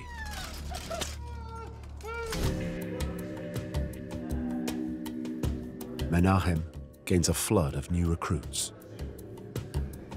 Suddenly, all the young guys in that street want to join the resistance because they can see that there's a massacre happening on their own streets. And who do they go to? They go to the local Sicarian, because they know that those are the guys who organize the resistance.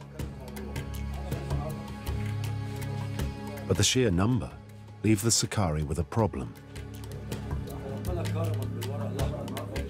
There are simply not enough weapons to go round. The solution? To steal them from the Romans.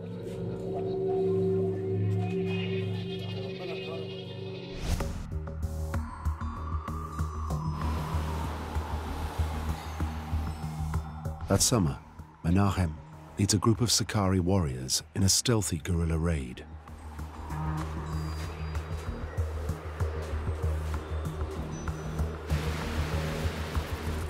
They travel to an isolated Roman fort on the shores of the Dead Sea.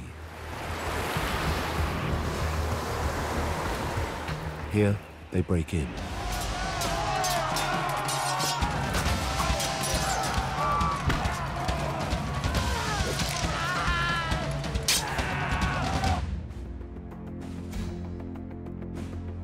They overwhelm the garrison, seize the armory, and use those arms to equip themselves as the revolution begins to take off.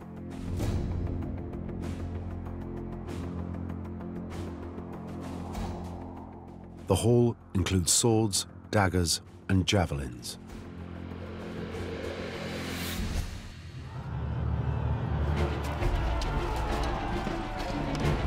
Armed with new weapons, Menachem hurls his recruits into the attack.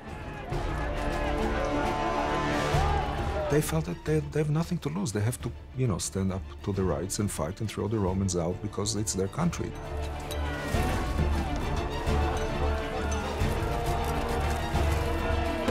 Within weeks, the Roman garrison in Jerusalem is overrun.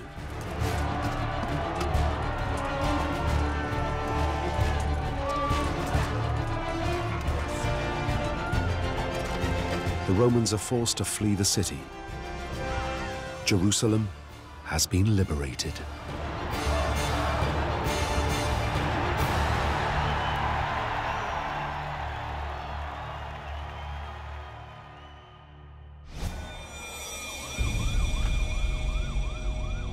But it soon starts to go wrong. The newfound Jewish unity falls apart. The Jewish elite, led by the high priests, argue that in the long run, Rome can never be defeated. It's time to cut a deal. The Jewish moderates are looking for a deal because in the past, they've done rather well out of the collaboration with Rome. They want to talk to the Romans. They want to reach some kind of compromise settlement with the Romans. But the Sicarii will have none of it. Factions form. Hardline guerrilla groups like the Sicarii are not interested in negotiation.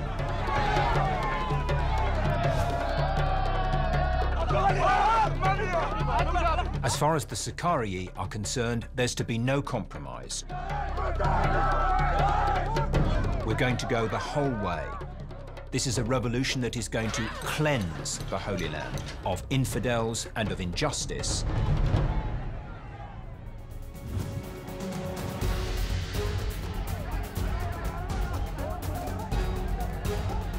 Once again, Jerusalem erupts into fighting. But this time, it's Jew against Jew.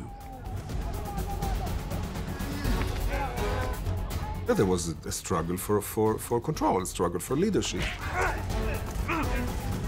Each faction claims authority from God.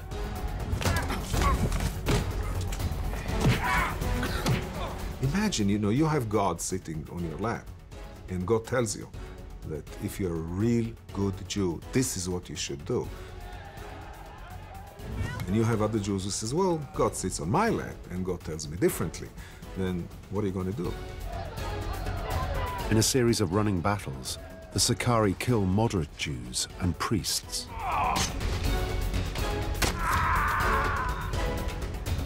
But then they go too far.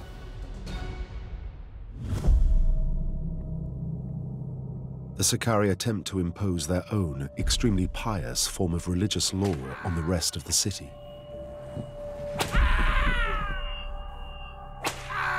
How the city should look like, how people should act, what they should eat, how they should pray.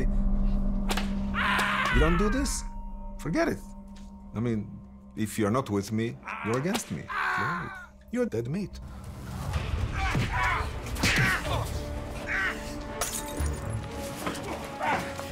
The Sicarii have overreached themselves. The population of Jerusalem rises up against them.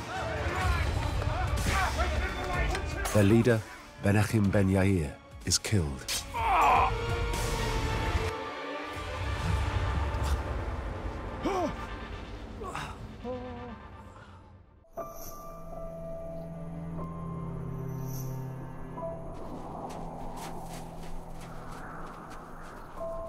The Sicarii are forced to pull out. They fled the city. They didn't just march out, to the sound of drums on red carpets. They fled as quickly as they could before they were all killed. they decide to return to what they know best: guerrilla warfare. They may have been beaten, but they're not defeated.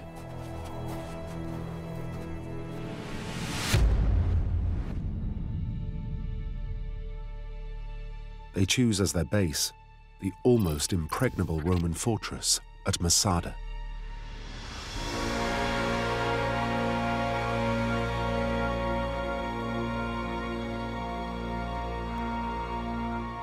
Masada is an extraordinary place. It's an immensely powerful natural fortress, and you have the fortified palace right at the top of these sheer cliffs. An incredibly difficult position to attack and capture. So it's a perfect camp for a guerrilla unit that's going to be raiding in the surrounding countryside.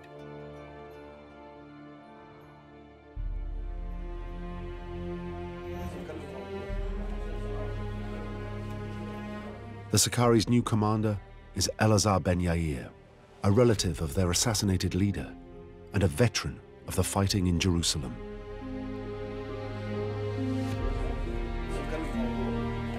Elazar, like all Sicari, is a religious fanatic who claims to receive orders from God. He must have been not just a very determined fighter, but a very charismatic man as well. You look at the decisions that apparently had to do with him, and you realize you have a ruthless person. I suspect you're dealing with psychologically a very strong person, very committed person, pious Jew, somebody who wouldn't take no for an answer, and would go all the way, I mean, to death.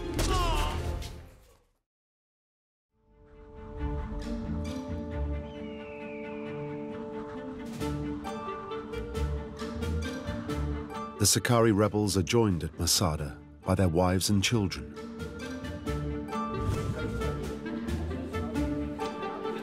It's said that by AD 71, there are hundreds of men, women, and children living in the fortress. We know quite a lot about this community at Masada because there have been excavations which have told us a lot about how they were living their daily lives. Masada becomes a guerrilla headquarters, crossed with a religious community. We have to imagine, I think, a simple community, but a very religious, a very devout community as well.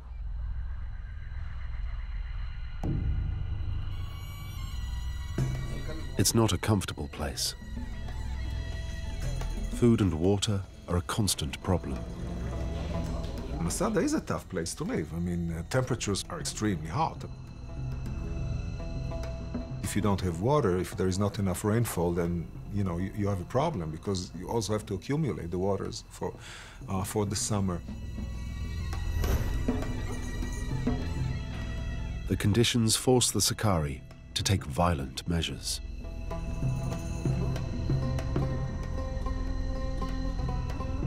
They were equipped for that. They had the knives, they had the ideology, and they had God.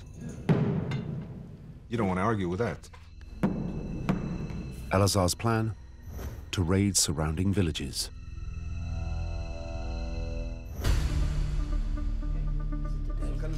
Once again, the Sicari follow modern special force procedures. Each raid is carefully planned. The key to a successful guerrilla raid is reconnaissance, reconnaissance, reconnaissance. It's a mantra closely followed today. You want to know how many people are in a particular given village. What weapons do they have? Is there a security force? Are there any garrisons nearby that could cause you difficulty? What is your way in going to be? And of course, because your purpose is to gather supplies or weapons or money, you need to get out too. It's a big job to do it properly, because failing in any of those respects compromises the entire team as well as the operation.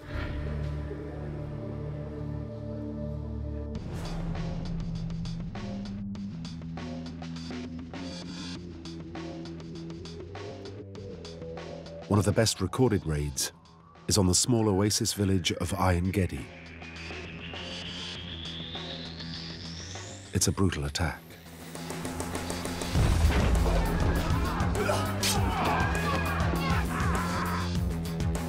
Here the Sicarii steal food and seize whatever they can find of value.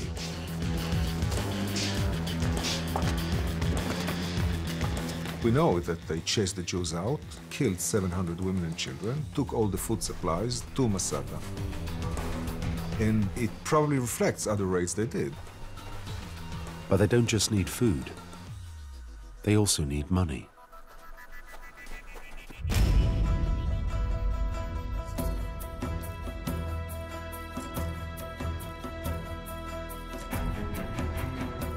Along the shores of the Dead Sea, there's one obvious source of it. One of the commodities they were seizing was balsam, which was an immensely valuable fragrance that was widely used in the ancient world.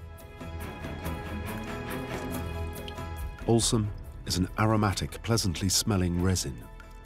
It comes from plants that grow widely in the surrounding area. It was one of the ancient world's most lucrative trades. It seems Elazar's aim is to control the balsam market. I imagine that they were selling it on and perhaps using it a little bit like the way in which the Taliban today use opium to fund their armed resistance.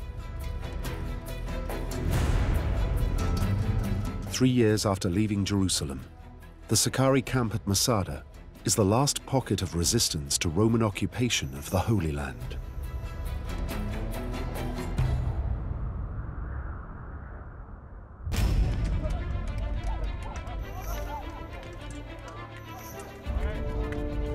Finally, the Romans lose patience.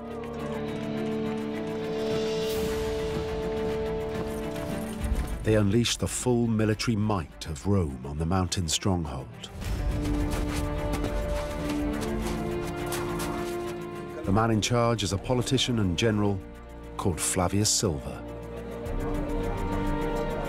Flavius Silva was a very experienced military commander, determined person. He knew what he was doing, he knew how to do it, and he was very successful in his raids. Whatever objection he encountered, he was able to overcome. He brings with him a force of up to 15,000 legionnaires and thousands more Jewish prisoners of war.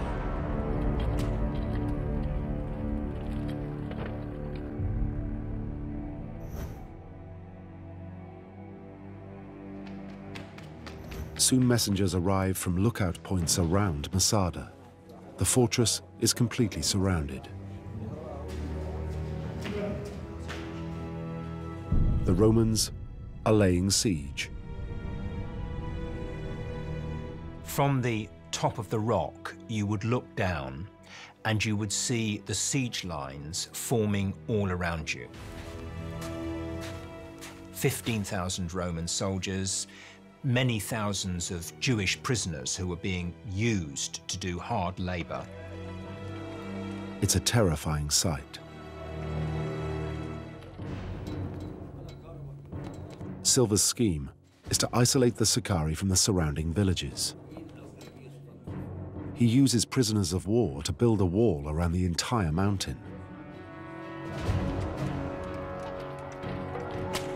It's designed to stop the Sicarii leaving and supplies arriving. It's still there today. In a way, what Eleazar faces is the very opposite of what a guerrilla fighter is seeking to do.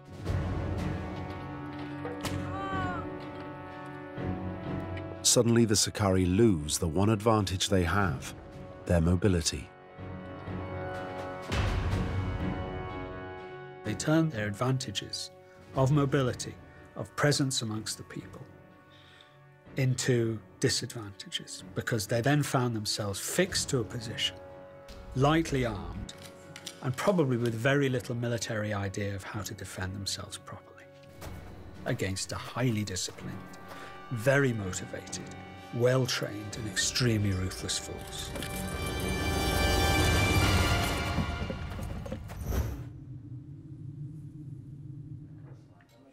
Meanwhile, Flavius Silva studies the terrain and makes an important discovery.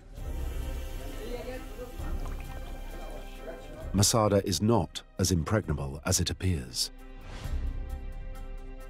Masada had an Achilles heel. And the Achilles heel was the west side.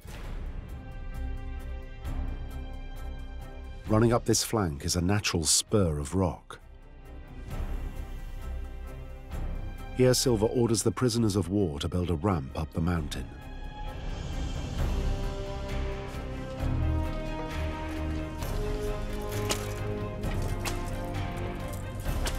Is this a major operation? I mean, Roman engineers were very good. They cracked other fortresses. The Roman legions were not trained for a moving battle. They were trained to crack fortresses, to fight back and forth. Once you choose to sit in a fortress, you're doomed.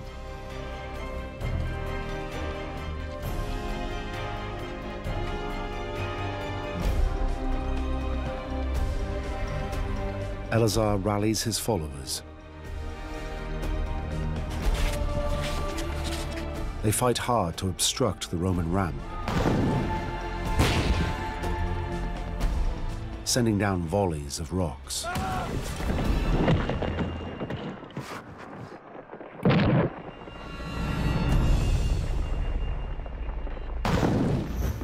But it's useless.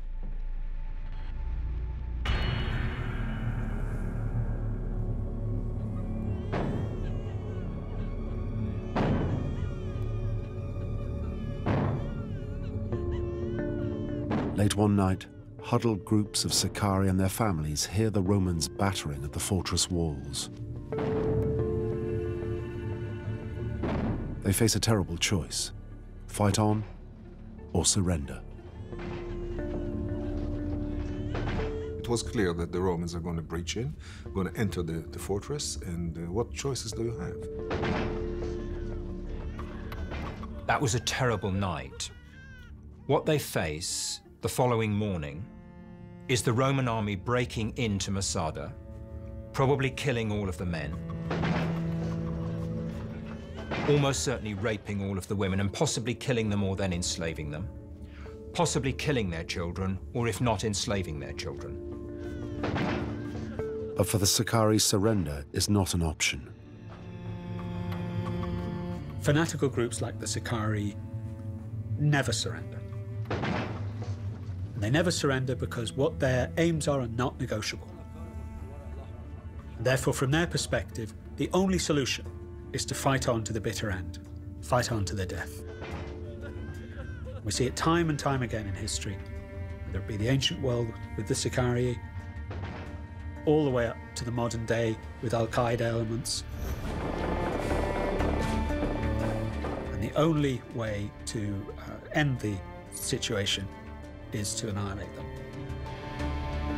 Unable to surrender, Eleazar is left with only one option. He takes a fateful decision that still shocks today.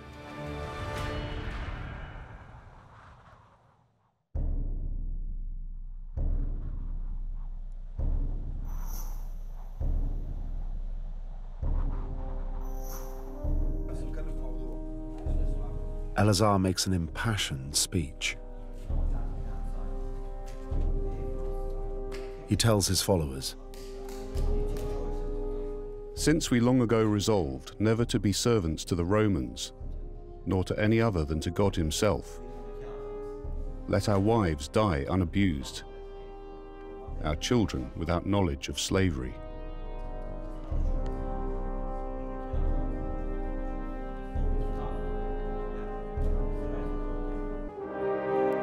It's a call for mass suicide.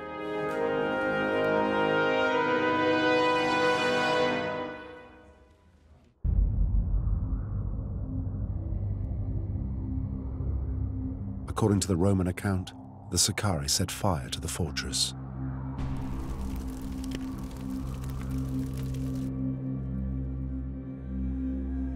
Immediately afterwards, they follow Eleazar's plea. What they did was quite extraordinary, extraordinarily brave. each man killing his own wife and his own children.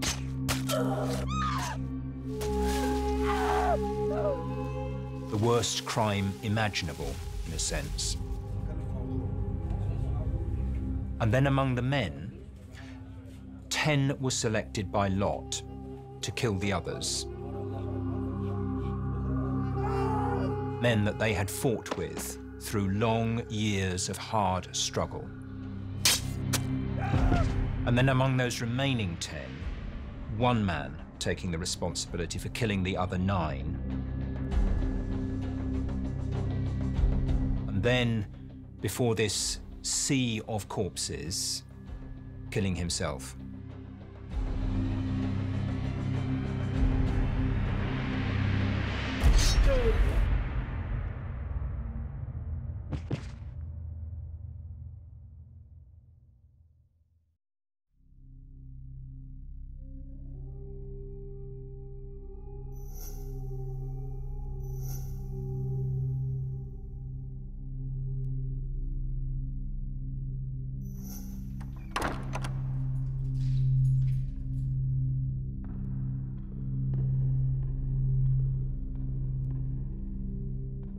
When the Romans finally enter the fortress, they're confronted by an appalling sight.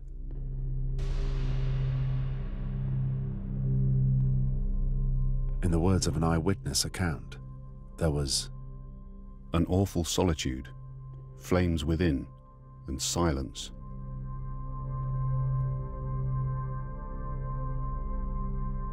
The suicide pact is quite difficult to understand psychologically until you put it into the context of a powerful religious movement where people think that they are the soldiers of God, that what they are doing is deeply righteous, where it becomes preferable to end your own life and presumably enter the presence of God than to face enslavement or rape or slaughter at the hands of your enemies. Even battle-hardened soldiers are shocked. Only 2 women and 3 children are said to have survived. It's an horrific end to one of the most successful campaigns of resistance to Roman occupation in the ancient world.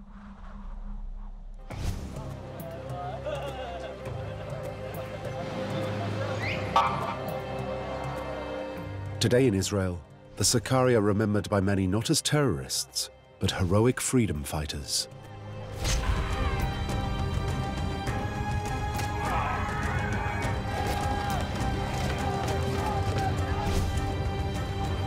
Hundreds of thousands of tourists flock to the site of their last stand at Masada every year. Their rebellion has become the stuff of myth and legend. It's even said the disciple who betrayed Jesus, Judas Iscariot, got his name from the Sicarii.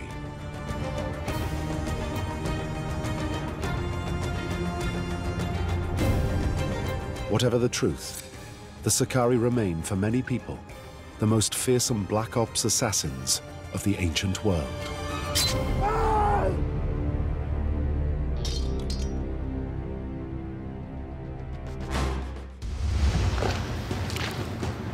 They are crack warriors in a land dedicated to war.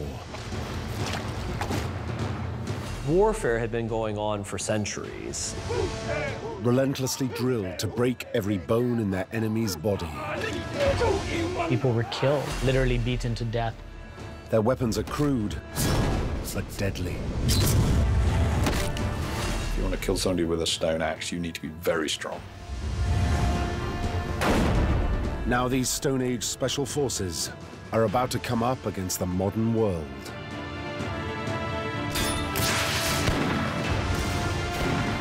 The arrival of the British is going to change everything.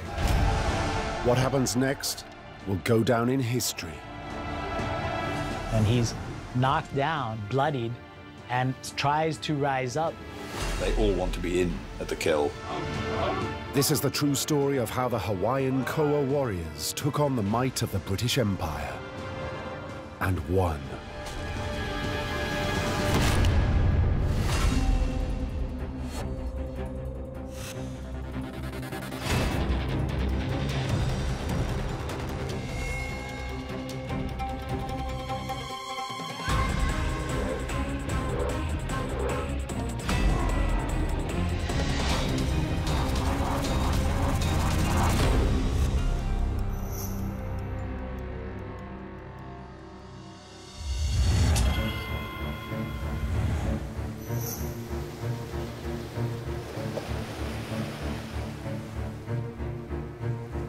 2 Royal Navy ships.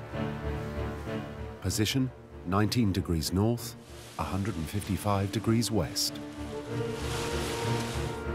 On board HMS Resolution, Great Britain's most famous navigator, Captain James Cook.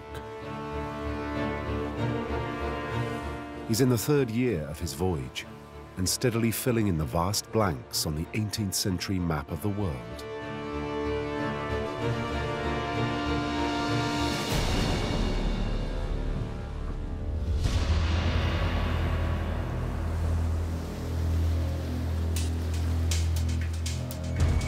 A few degrees south of the Tropic of Cancer, land is spotted. It's not on Cook's charts, but it soon becomes clear it is inhabited. As his ships approach the islands, Cook observes Polynesian canoes coming up, fast.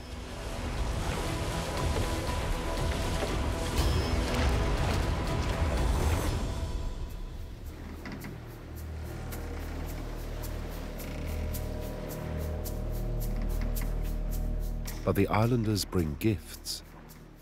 They want trade, not war. Cook honors their chief, but it's the man standing next to him that really catches his attention. His name is Kamehameha. Kamehameha creates an impression because he's clearly a little bit different to the others. Many of them wrote in their journals about this fierce-looking warrior with the darting eyes. And these eyes are hard at work. Kamehameha takes in the ship, the men, and most of all, their firepower and steel weapons. He would see the weapons that were being worn by the Marines aboard Cook's ship. He's the one who seems to understand that the arrival of the British is going to change everything.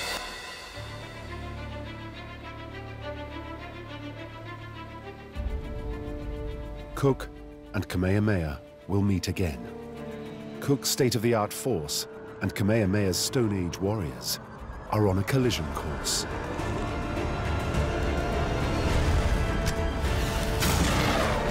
And for one side, it will end in disaster.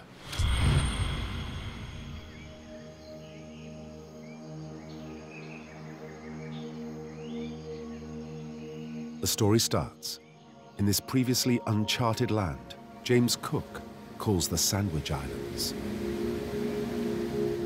Kamehameha and his warriors use the name we know it by today, Hawaii. To outsiders like Cook, Hawaii may seem like a tropical paradise. But cut off from the rest of the world, this society has become dominated by armed conflict.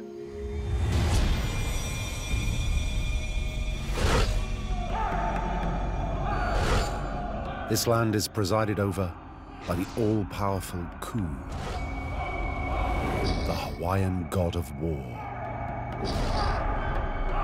By the time that Kamehameha is born and the years when Cook comes, there's almost constant warfare.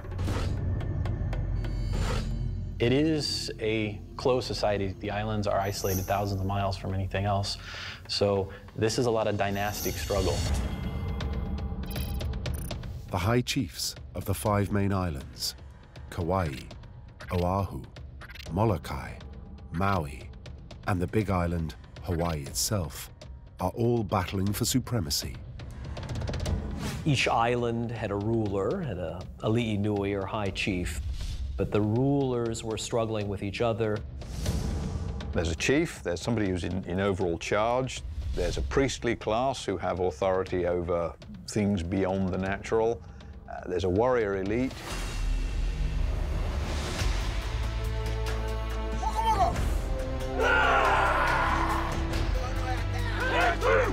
These elite warriors are hand-picked from the nobility, the ali'i.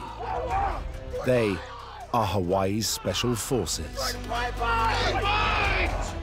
They will be selected on the basis of their origin, who's their father, and their aptitude. So are they the right stuff to make warriors? They are both the chief's personal bodyguard and his champions in battle. They are called the Koa Warriors.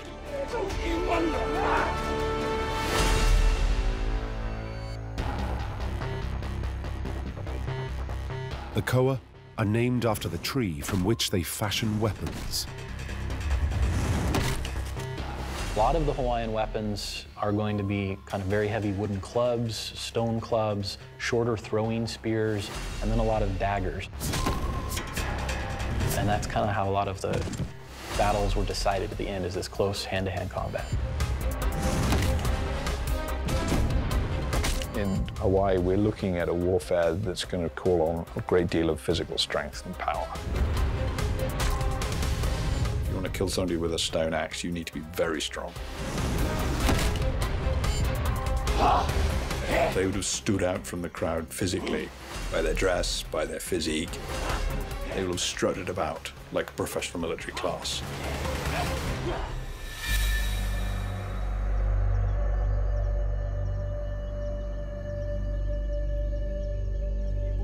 But Koa warriors are not simply mindless killing machines.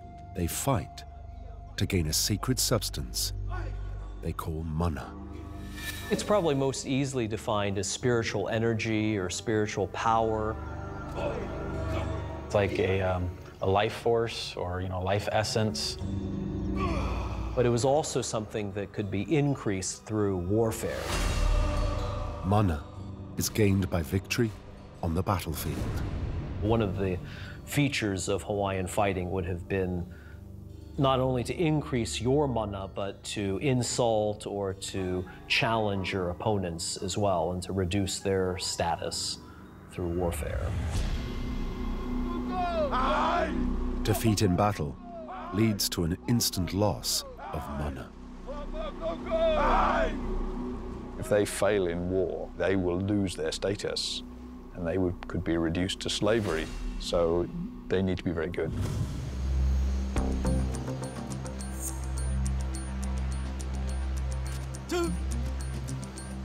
In their relentless struggle for mana, some Koa units have developed a unique form of close contact martial art. They call it lua.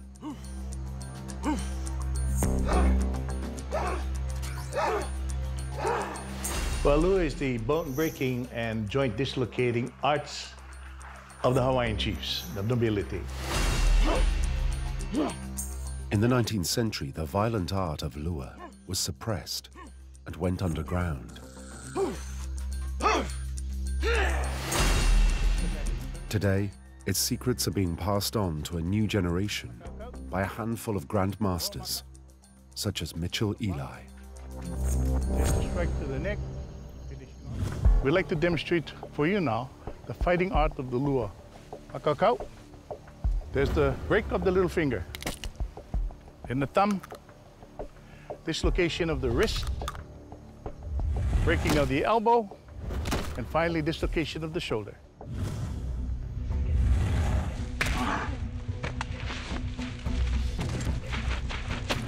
We didn't use shields or helmets because it was unmanly, so the preference was to close with the enemy and fight hand to hand. Then you right up in each other's face, and no guy that strikes the best blow, the killing blow, just wins.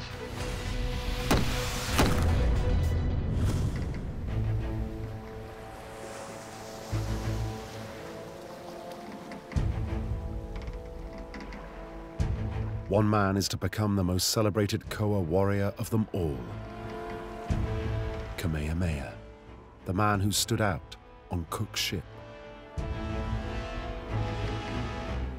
Legend has it that this man was destined for greatness. It was dictated from birth.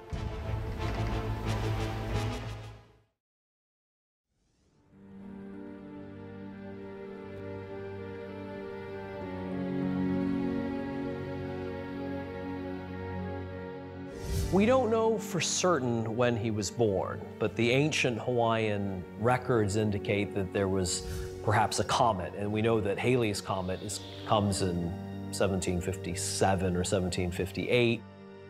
Some folks will go and associate the appearance of the comet with the birth of the great leader. There was a prophecy that he would be a destroyer of chiefs.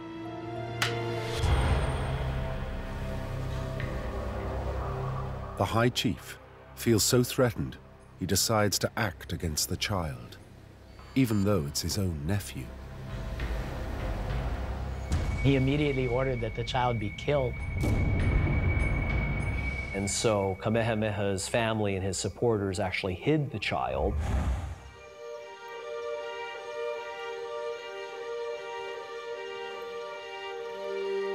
The story goes, the young boy is spirited away to a remote valley on the wild north coast and guarded by a special unit of Koa warriors.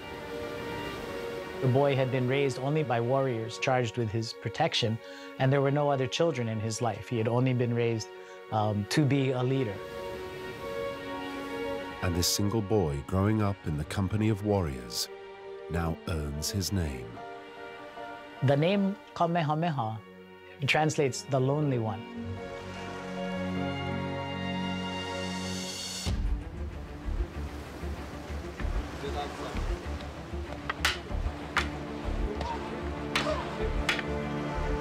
The young boy is relentlessly drilled in the way of the Koa, and it becomes clear he has the makings of a mighty warrior.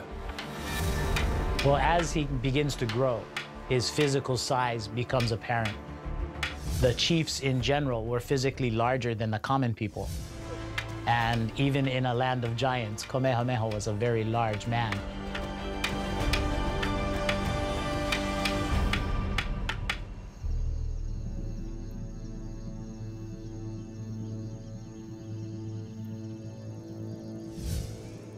Hawaiian tradition states that it's now that Kamehameha determines to grasp his destiny.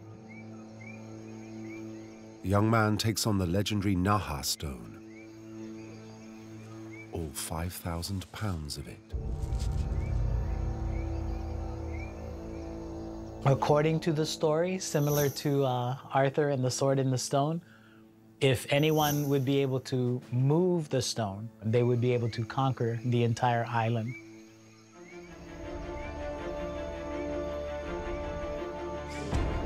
Down the years, countless warriors have taken up the challenge of the Naha stone, but all have failed. Until now.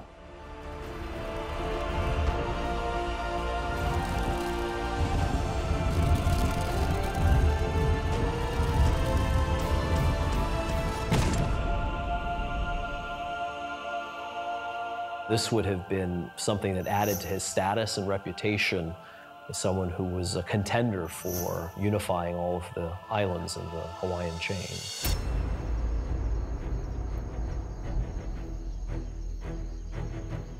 Kamehameha now proves his status as a great warrior when Hawaii wages war on neighboring Maui. Kamehameha took no prisoners. He came in to kill everybody who stood against him or died trying.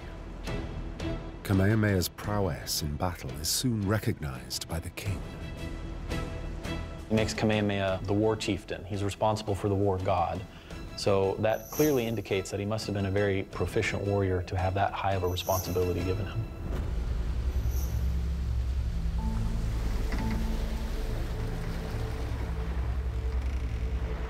When the British arrive, the young Koa commander knows exactly what his job is. He must check out these strange outsiders who are clearly of a warrior race. Are these men a threat to his king, his people, and his mana? Likewise, Cook takes the measure of the young warrior standing before him. He realizes, if there is trouble, this is the man to watch. We soon discovered amongst the chief's attendants, Kamehameha a savager-looking face as I ever saw.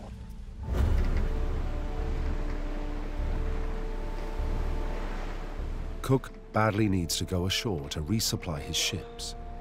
But if there's any clash with the warriors, he realizes he will be outnumbered. Cook decides to show them if there is a fight, he's the one who will always have the upper hand. Cook ordered that the cannons be fired to give a display of power, and they loaded powder, but no ball, and gave the command. Bosun, fire when ready. Fire!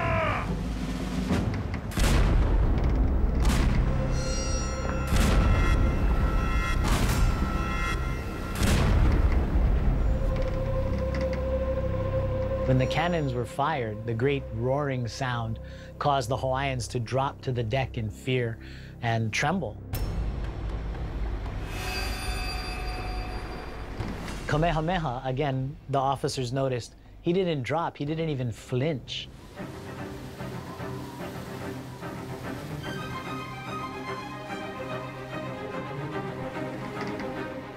But Cook simply doesn't seem to consider that Kamehameha is any real threat. He gets down to business, circumnavigating and meticulously charting the Big Island before entering the broad shelter of Kealakekua Bay.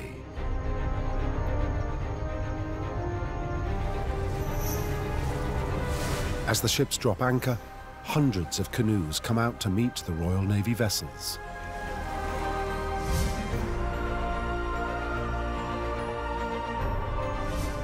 It seems like the whole of the world has come on board the ship, and these 300-ton vessels are starting to move around a bit and start to heel over. There are so many very big Polynesian people on board them. And everybody's very enthusiastic. There's something which isn't, it's not a greeting, it's not a trading opportunity, it's a religious event.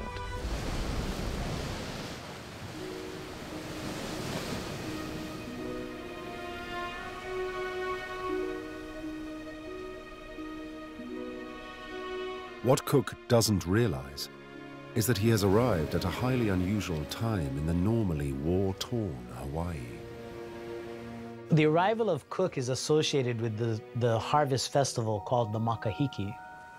Makahiki was associated with the god Lono, who was the god of agriculture and also, in a sense, the god of peace. And so during this time, there would have been no warfare. Cook's ships have moored in a bay directly linked with Lono. Kealakekua literally means the pathway of the gods.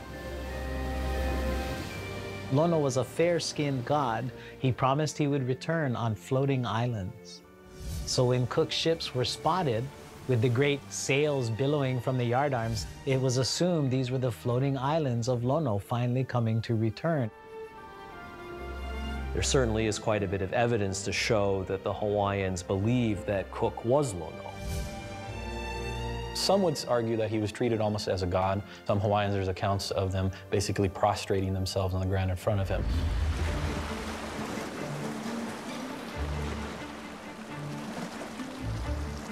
Cook plays up to his newly anointed status as a god.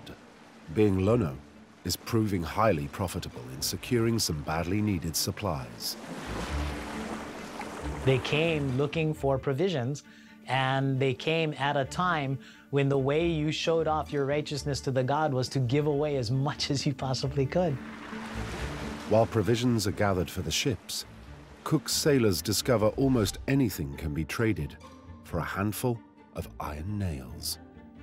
One of the things we know about the interaction of the Cook expeditions with Polynesian societies is very high levels of social interchange between sailors who went ashore, native women. High on the Hawaiian shopping list is anything made of iron. When the Hawaiians saw all of the metal on the ships, they saw a huge wealth. We don't have iron ore as in the raw state. Only pieces of shipwrecks that came ashore would provide bits of metal that could be used for tools and even small weapons.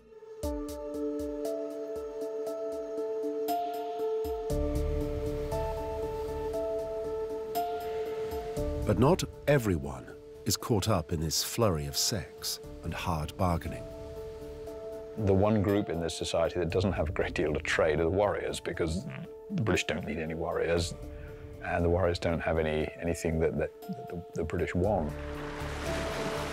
Kamehameha's Koas need metal to make weapons, but unlike their womenfolk, they have nothing to offer. So they're on the sidelines watching all of this happening, and they're watching their prestige within their own society collapsing in front of them.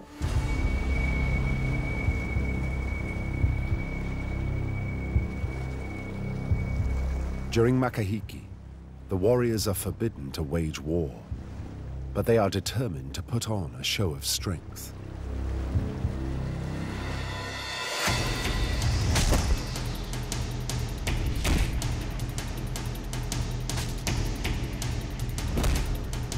I think there's a lot of status anxiety going on here, and some of that posturing on the beach is, look at us, we're big and strong.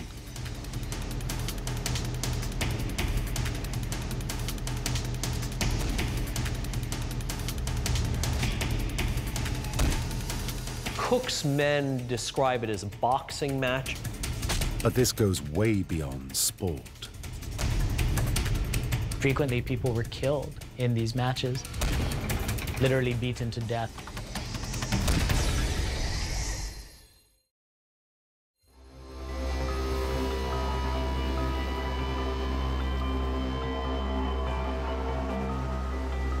But for now, the warriors are kept in check by the taboos of Makahiki. Beneath the surface, though, tension is rising. Many of the trades, at least we would perceive today to be very unfair, to say I'll give you 30 hogs for one nail or such, might be an indicator that the Hawaiians felt that they were justified in taking certain things from the British. There is now a spate of petty pilfering. The warriors begin to display an attitude the British describe as too much bordering on insolence. There's an account written in one of the journals that the British had sort of been exploiting the Hawaiians for resources, and one of the Hawaiians rubs the belly of a British sailor and says, well, it seems like you're about full now, it's time for you to move on. Once again, Cook seems either unaware or unconcerned by any of the warning signs.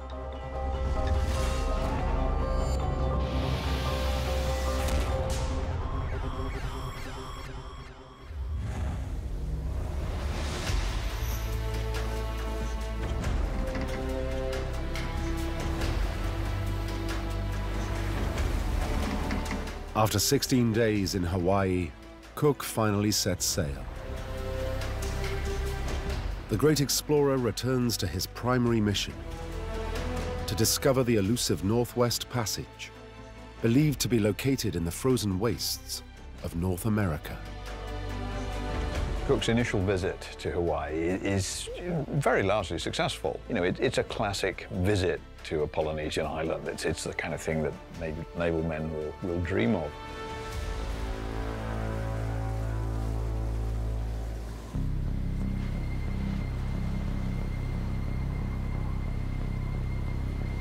After leaving the shelter of Kealakekua Bay, fate now intervenes.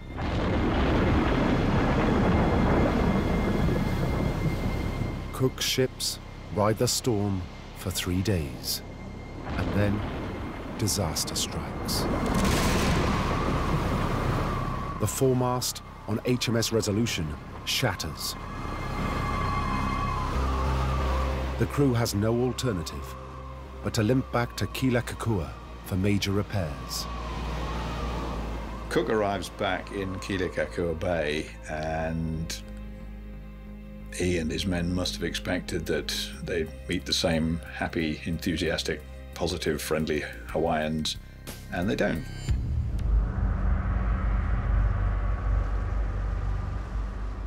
For Kamehameha and the Hawaiians, the strange return of Lono is profoundly disturbing. According to their religious beliefs, this simply shouldn't happen.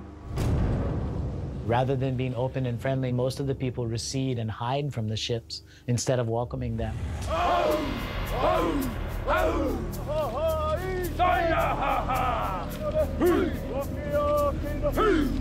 What the British don't realize is that Makahiki, the season of peace, is over. It's a different time of the year, it's a different season, and nothing is going to be the same second time around. The seasons are changing between Makahiki and the time of Lono and the time of war that was beginning again. At long last, the warriors can shake off the religious taboos of the god of peace. They know there is now one clear way to regain status. Their all-important mana. The Koa must take on the men who have undermined their authority. The British, led by their chief, Captain James Cook. They're checking the British out. They want to know if these are really warriors.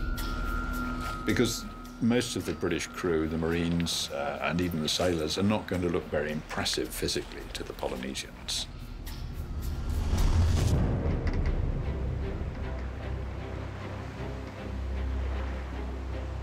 The warriors want to find out just what the British are made of, and know there is a surefire way of provoking a reaction.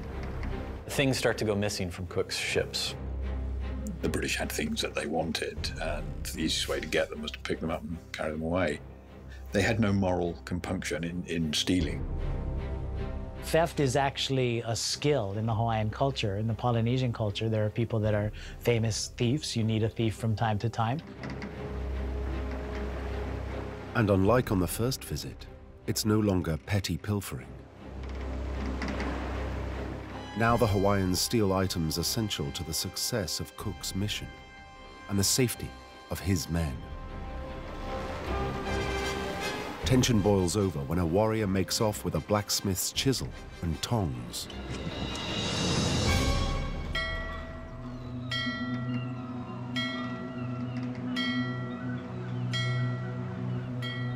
Cook is provoked into action.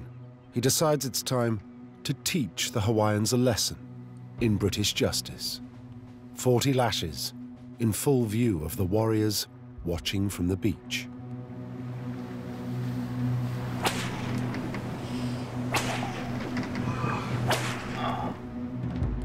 The uneasy peace is now seriously under threat. It's beginning to break down, and the thing that Cook had always been so good at was keeping that level of attention so that the British didn't overstep the bounds. Of course, the chiefs would certainly not appreciate this type of behavior. And now that they weren't restricted by the Makahiki season, they could go ahead and react as they felt they should react rather than holding back. The Koa are burning to revenge this humiliating loss of mana. One warrior slips on board unnoticed, steals the tools again, and makes off.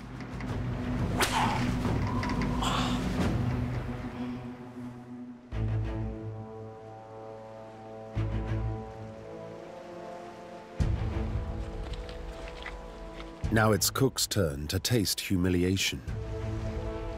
He swiftly assembles his squadron of Marines. He's determined to give chase, and in person.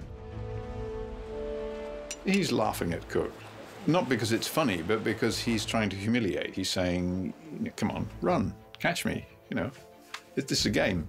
It's a very dangerous game, but it's a game.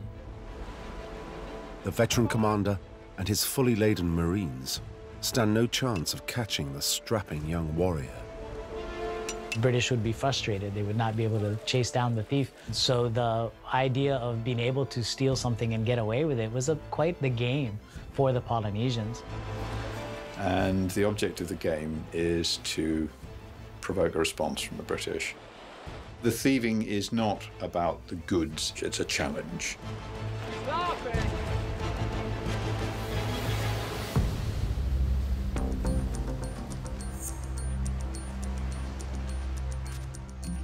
Kamehameha and his Koas have made a fool of the British.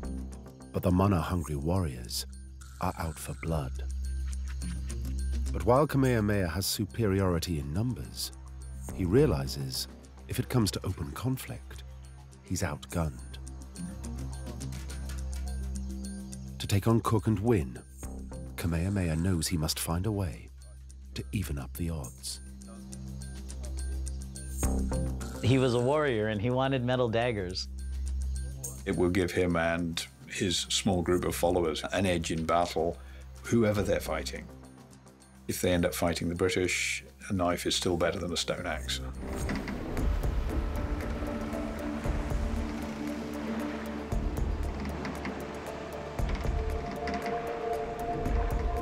Kamehameha has worked out his game plan. He doesn't even need to steal the knives. He'll get the British to simply hand them over. Kamehameha comes on board in his outstandingly striking feather cloak, and he wants something. He wants 9 knives. Such exchanges are commonplace during Cook's Pacific voyages. To his second-in-command, Charles Clerk, there is nothing sinister about Kamehameha wishing to trade a valuable cloak for knives. They're a standard tool for almost all kinds of work that you do with wood, with rope, and most of the Polynesians who acquired knives use them for pretty much everything.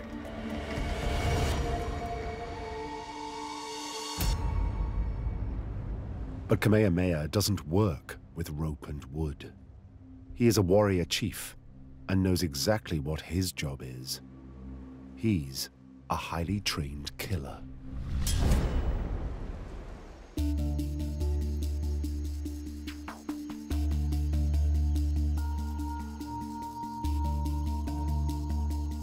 Kamehameha passes out the new weapons to his squad and now reveals his plan to take on the British. It's a covert operation, aimed at striking right into the very heart of Cook's camp. Kamehameha's bold scheme is to steal Captain Cook's most important boat, the ship's cutter. The boat is how you survey, it's how you chart, it's how you go ashore to get food and supplies. And they will take this indispensable boat from right under the very noses of the British. It's the sort of thing that you would have to associate with the warrior group. They're the people with the training, the expertise, and the sensibility that would lead them to do something dangerous like this. Kamehameha's strategy is simple. He wants to anger Cook into overplaying his hand and provoke him into making a strategic blunder. By stealing the cutter, the Hawaiians will have known that this was going to annoy the British far more than anything else they'd attempted to steal before.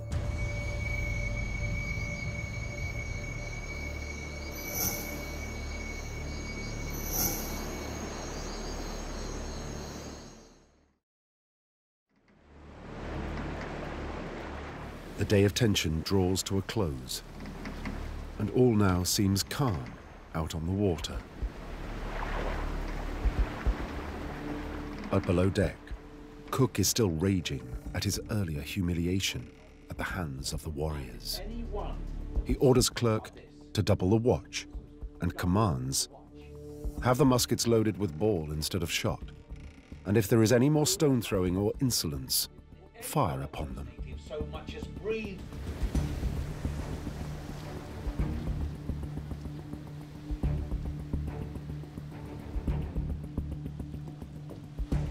Down below, a lone Koa warrior is stealthily moving in.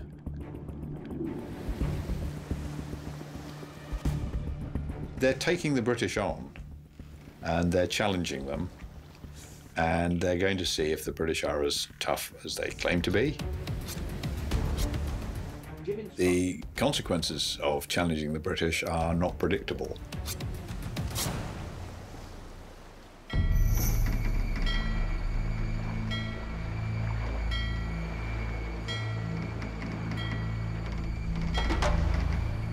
First light.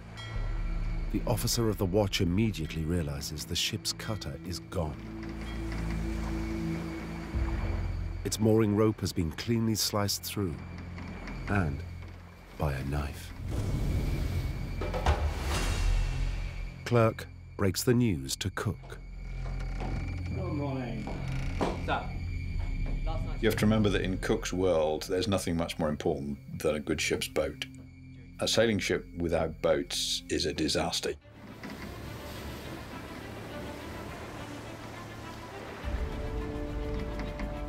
Cook quickly comes up with his strategy to get his boat back. Cook wanted to make an example, and his decision was to kidnap the Ali'inui, or the king of the Big Island, in order to get the cutter back. And this, in hindsight, maybe seems like a very bad idea. Clerk desperately tries to make Cook change his mind, but the veteran commander is adamant. So he's going to use the full ceremonial of taking his Marines, his red-jacketed soldiers, his elite warriors, as it were, ashore.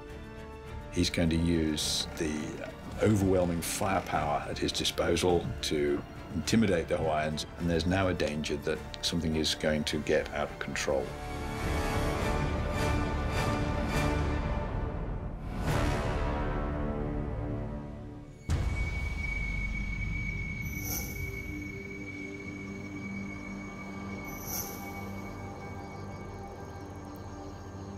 To the British, all seems quiet on the beach. But Kamehameha's warriors are all around. For now, they are content to bide their time and wait for Cook's next move. Cook's state of mind during the second period in Kealakekua Bay, he's quite clearly unbalanced. This was irrational. It was not a sensible response. It was not an intelligent response. It was not a Cook response.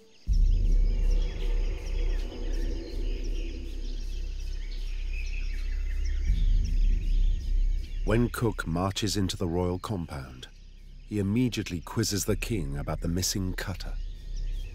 Kalani'opu'u isn't aware that it's been stolen. He was asleep during the entire incident. Nobody asked him. They just did it. So he's a little bit confused as to what's going on.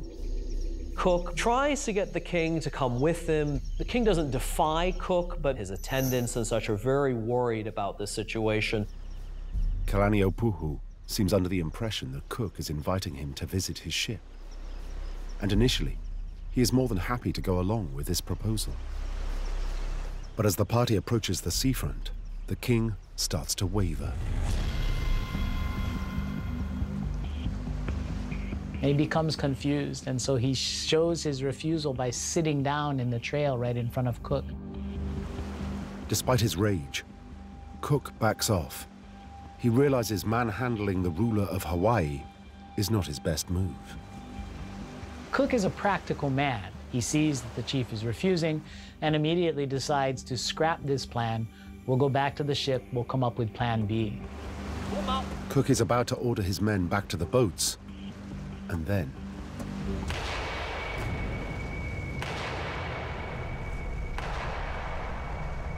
a gunshot is fired at another part of the bay that echoes off the great cliff face.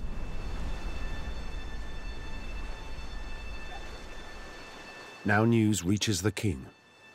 He hears that a British unit at the far side of the bay have shot a warrior chief, dead. Now, when word of that came to where Cook and his men were, the tension was increasing.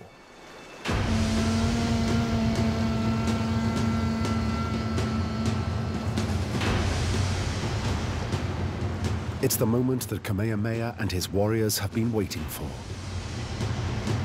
News spreads very quickly. Cook had grossly overstepped the mark. Warriors now rush in from all angles. The Koa know exactly what their job is: to repel the British and protect their king, and by any means necessary.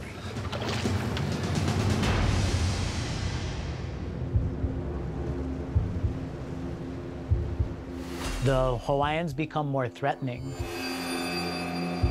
A very large crowd gathers.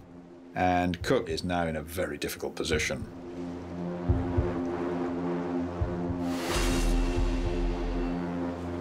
Weapons begin to appear at the ends of the crowd and make their way forwards.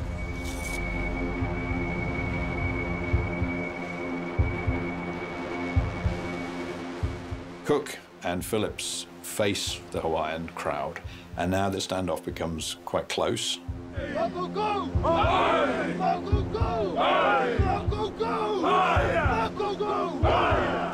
The Hawaiians are doing what we'd recognize as some kind of haka.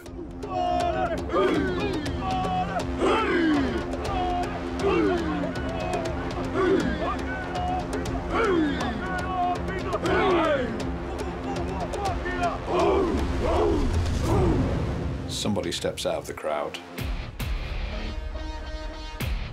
It's a very short range.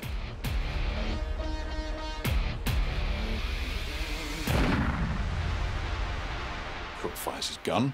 It either misfires or he's loaded one side with birdshot. It stuns the warrior, but doesn't kill him. Which must have encouraged the Hawaiians.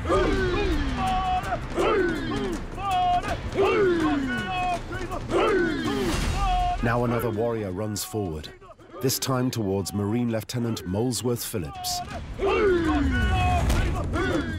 The crowd was absolutely boiling. This is what being a Koa warrior is all about.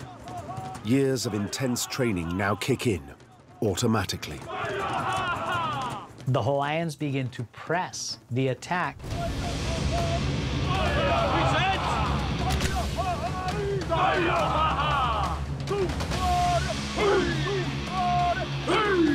And the Marines begin to fire into the crowd.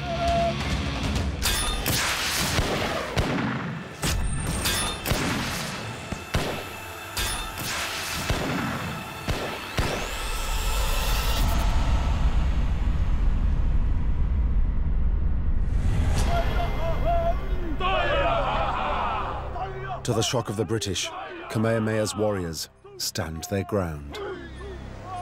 Cook's men underestimated the reaction of the Hawaiians to Western weapons, that it was not something that deterred them.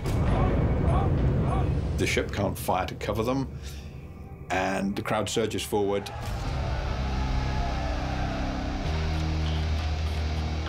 The Marines have no chance to reload.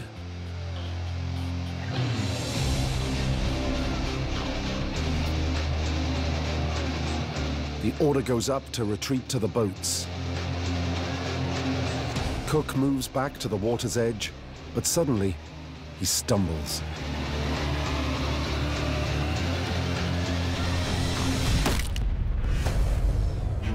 He's knocked down, bloodied, and tries to rise up and call the boats in.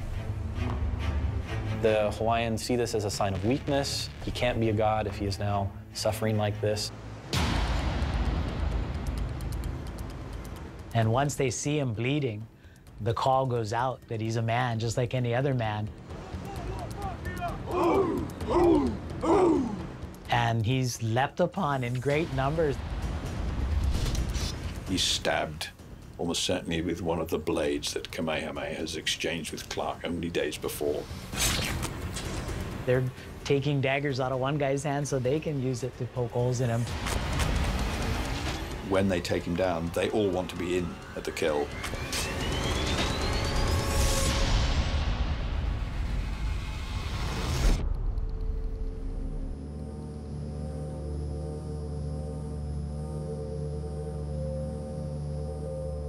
And as soon as they'd killed Cook, it was done.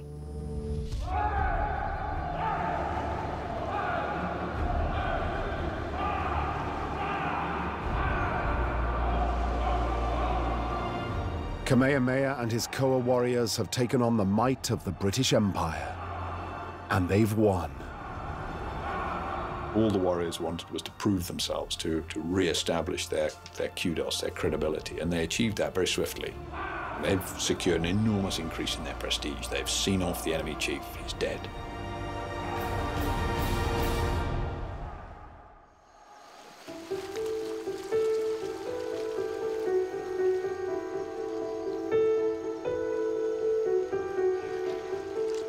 Ironically, their triumph over Cook is the beginning of the end for the Koa warriors. Kamehameha now launches his campaign to unite the Hawaiian Islands. But he relies more on modern firepower than on the bravery of his warriors.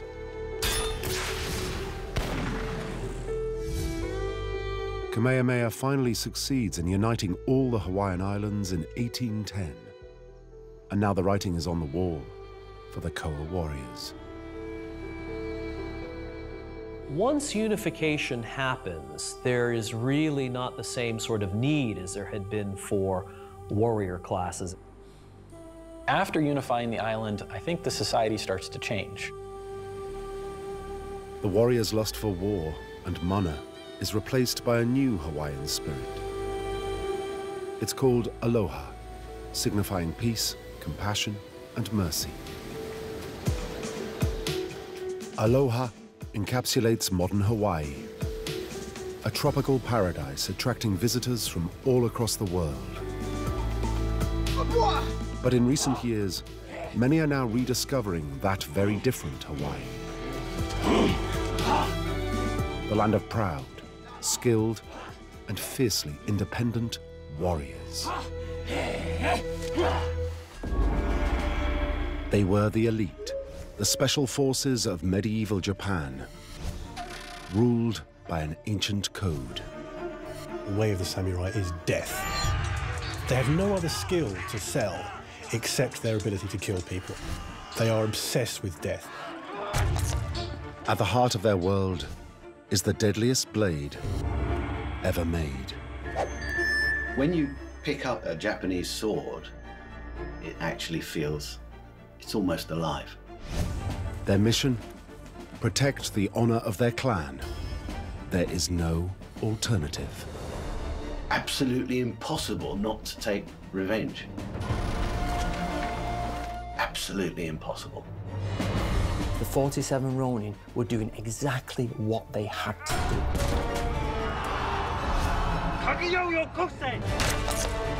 This is the true story of the 47 Ronin, an epic tale of revenge in ancient Japan, the last and the greatest of the samurai black ops.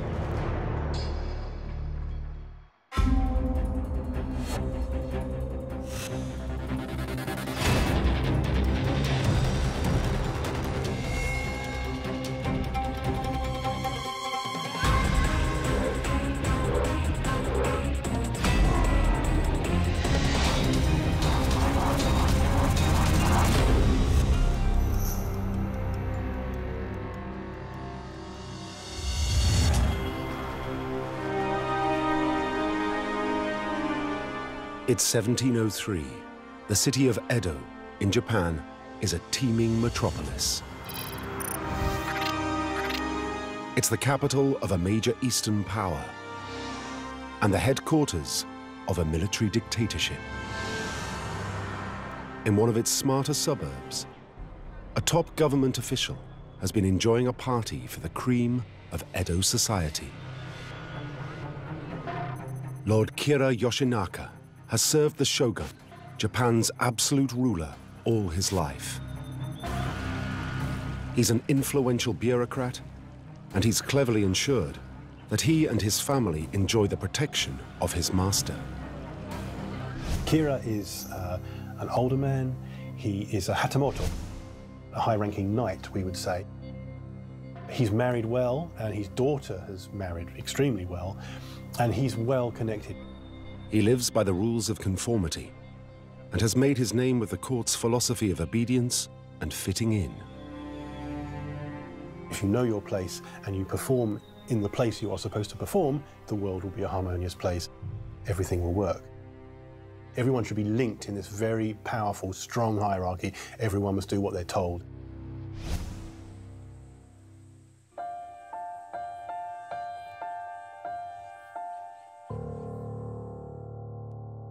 But to get to the top, he's made many formidable enemies.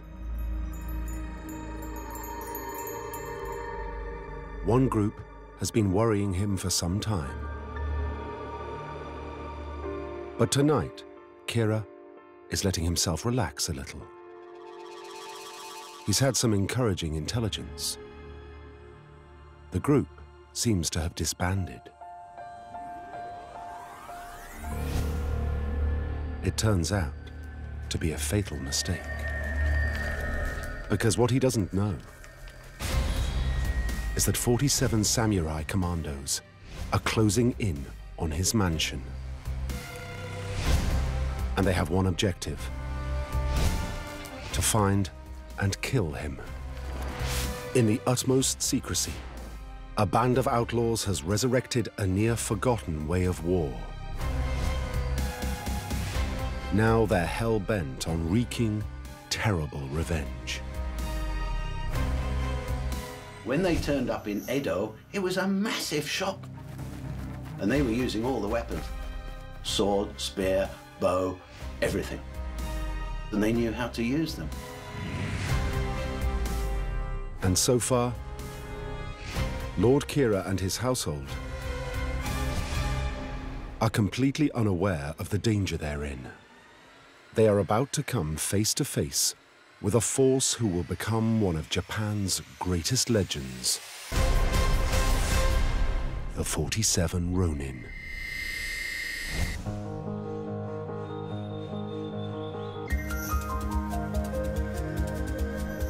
Just a few years earlier, the possibility of a violent attack on a senior politician in Japan's ancient court would have been unthinkable. The court life of Edo in 1701 is extremely refined. Politeness and correct behavior is everything. It might be a military dictatorship, but this is no place for the straightforward soldier type. It's a world that's the ultimate in perfect manners, artistic beauty, and highly polished courtly etiquette. Everything is so rigidly defined. The wrong shoelaces will get you into trouble. Everyone titters behind their hands because you're wearing green on a Sunday. There's all these kind of rules that no one bothers to explain. Into this delicate world comes a high-born prince with a serious attitude problem. As a noble, Asano Naganori is obliged by law to spend 6 months a year at the court of the shogun to show his loyalty. He has to fit in, keep his emotions under control, and play the game. The trouble is, he's just not cut out for the job. You have these very intricate rituals going on, and Kira is there explaining to people, you need to move that to there, then, you must wait, you must nod, you must bow, you must walk backwards. No, not now, then. Everything is incredibly delicate and intricate. One wrong move, everyone's going to laugh.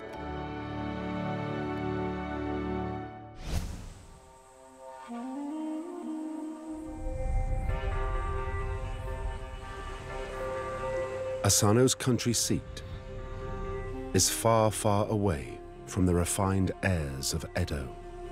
He's a man of the countryside and the highlands, and his people are not city types. Above all, he's from a special class in Japan, one that defines the nation's military pride and tradition more than any other. Asano is a samurai. Samurai were essentially a hereditary warrior class that was best known for ruling Japan for about 600 or 700 years until they were eliminated in the wake of modernization at the late 19th century. They're identified by hairstyles. They're carrying 2 swords. So their dress definitely sets them apart.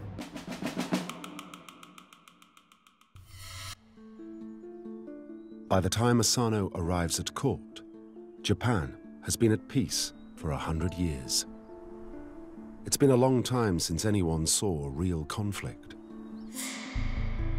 But the samurai are still special, and everyone at the Edo court is all too aware of their fierce military traditions, Asano included. The way of the samurai is death. And that was the way to face battle, to say that you've got no ties to this world, you're just going in to kill people. They have no other skill to sell except their ability to kill people. And so that becomes like a death cult to them. They are obsessed with death.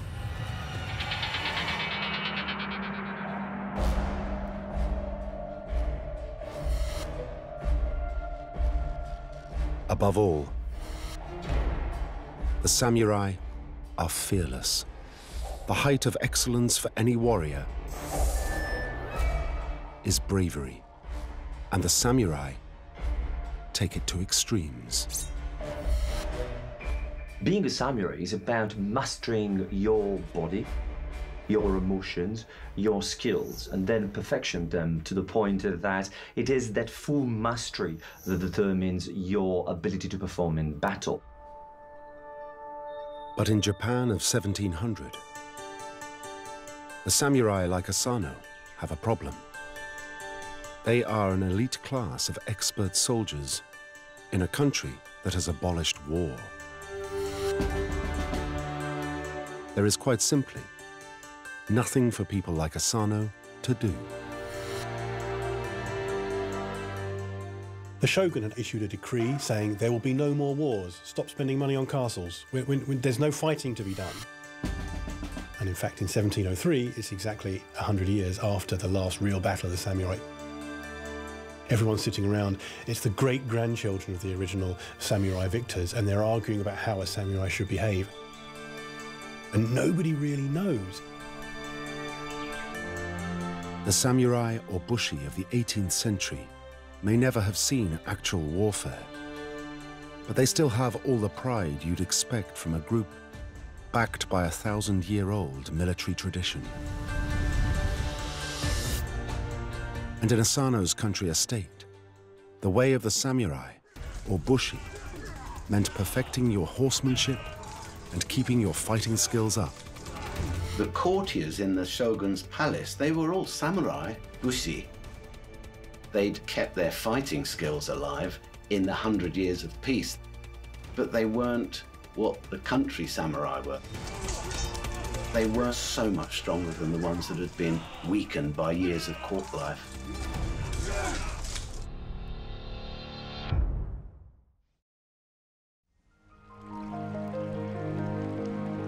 The Edo court is a world away from Asano's country estate, and he simply doesn't fit in there. But it's not because he's a country gentleman. He's also got a wild streak. Asano's a problem. Asano's a problem child. And there's a kind of shogunal report. And it didn't say anything negative about Asano, but it did say he was fond of drink. And it did say he liked the ladies. And it kind of implied that he was a bit of a wastrel and not real kind of high-rank material.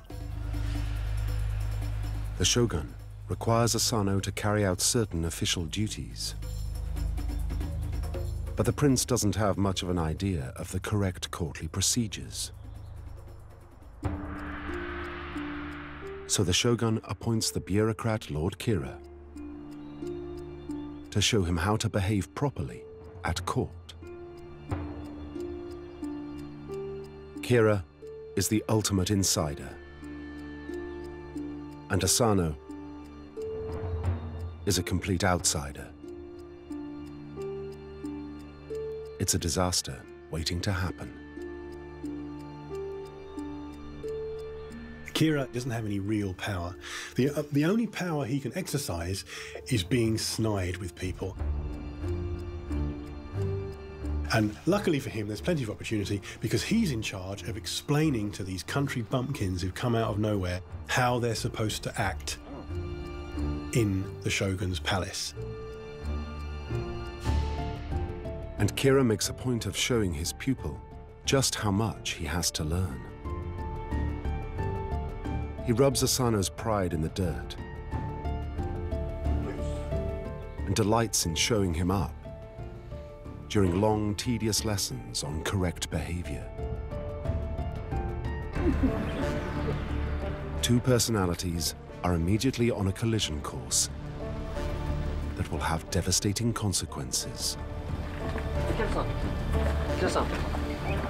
Before long, Kira's insulting attitude towards his pupil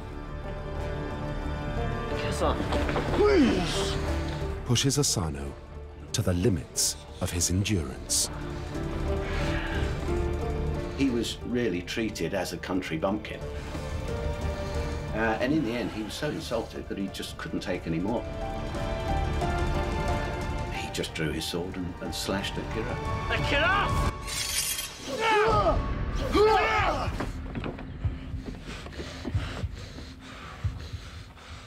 Of course, that was absolutely forbidden. It would be like drawing your gun in Buckingham Palace. You just don't. Asano's attack on Lord Kira is a shocking event. And the whole of Edo society is stunned.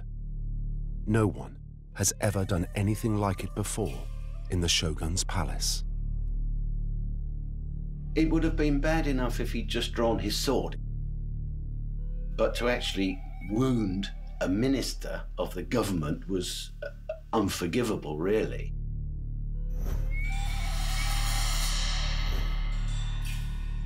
Asano has crossed the line. It doesn't take the shogun long to decide what to do with this troublesome young prince. The only thing really that they could do as a punishment was to order Asano to commit suicide. The decision from the shogun is unequivocal. Asano has to die, preferably as soon as possible. As a samurai, he's allowed a unique form of execution. The honorable way for Asano to accept his fate is to die by his own hand. But it has to be done in a very specific way, laid down by law and tradition. It requires exceptional bravery to carry out. It's called seppuku. Seppuku means cutting the belly, and it is an incredibly painful way to die. It is, as far as a samurai could work out, the most painful way to die. It'll take you 2 or 3 days to slowly bleed to death. You'll be in agony. And that's why they did it. Because anyone can stab themselves in the throat, anyone can jump off a cliff. That's what the civilians would do. But a samurai has to take the boldest option.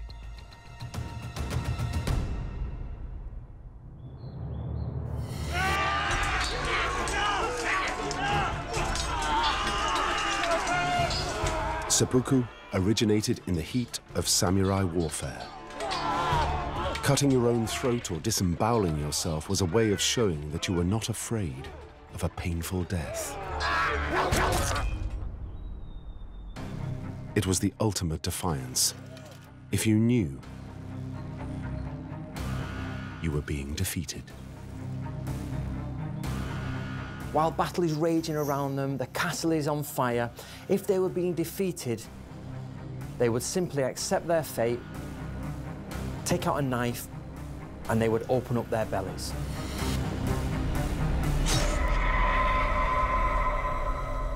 This would let them bleed out and die. But it was done by their own hand. This was saying to the enemy, I am still a warrior. You will never take me. I have my honor.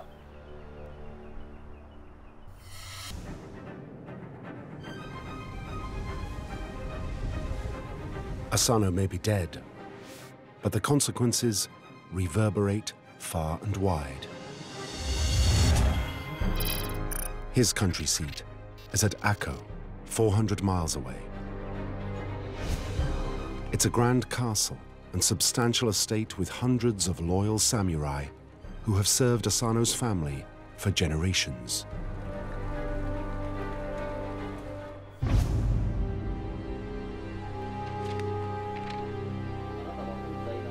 As the terrible news of Asano's crime, disgrace, and death is read out. The truth starts to sink in. They knew what was going to happen, that the castle would be taken and the lands taken.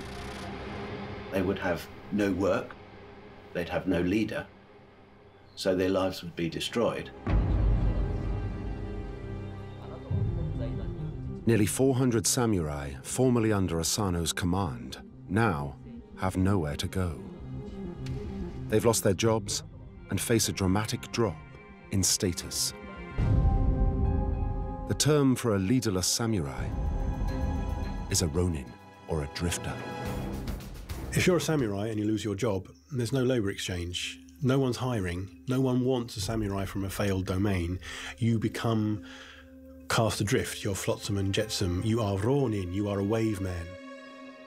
You probably only had one sellable skill, which was the ability to beat people up and kill people. Losing your master is about the worst possible thing that can happen to a samurai. And many never recover from the catastrophic loss of status. They would really become itinerant mercenary soldiers. So they were looked on as troublemakers. The ronin in Edo, which is Tokyo now, caused a lot of trouble. You know, they're fighting and brawling and probably drinking. Asano may have left no heirs, but there are people who are loyal to him. And one in particular is an important family servant called Oishi Yoshio. He's a faithful guardian who's known Asano since childhood. Oishi was probably responsible for the education of Asano. Asano is, in modern parlances, child of a broken home. His father dies when he's 8 or 9 years old. He's raised by the samurai. When Asano misbehaves, when he causes this trouble, I'm sure Oishi thinks this is my fault. I have to deal with this in some way. With nowhere to turn, the Ronin make Oishi their leader. They're cornered, and they want action. They want Oishi to come up with a plan. As well as losing their jobs, they're outraged because they think the execution was unfair. In particular, they're angry that Kira has not been arrested.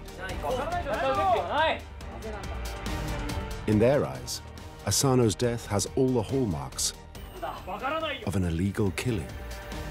It's as if their master has been murdered. And for a samurai, that means only one thing.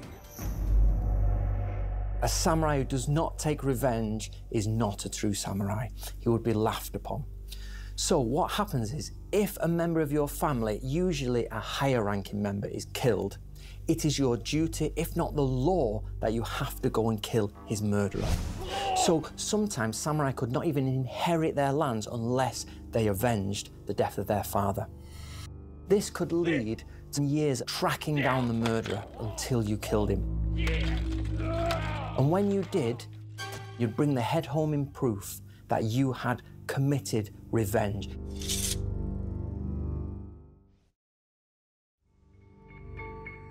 The Ronin now demand a death or glory revenge attack immediately, even if it's suicidally dangerous.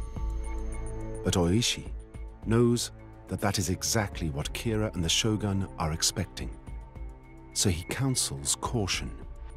He wants the Ronin to put their faith in the Shogun's justice. Oishi is actually one of the pacifists. He's a dove. He says, well, we better do what we're told. There's a bunch of other samurai from our course saying, no, let's seize the castle. Let's start a siege. Let's start a fight. Let's attack Kira right now. Oishi is the one who goes, no, we must obey the Shogun. We must do what's right. Although outwardly calm, Oishi is just as outraged as the Ronin.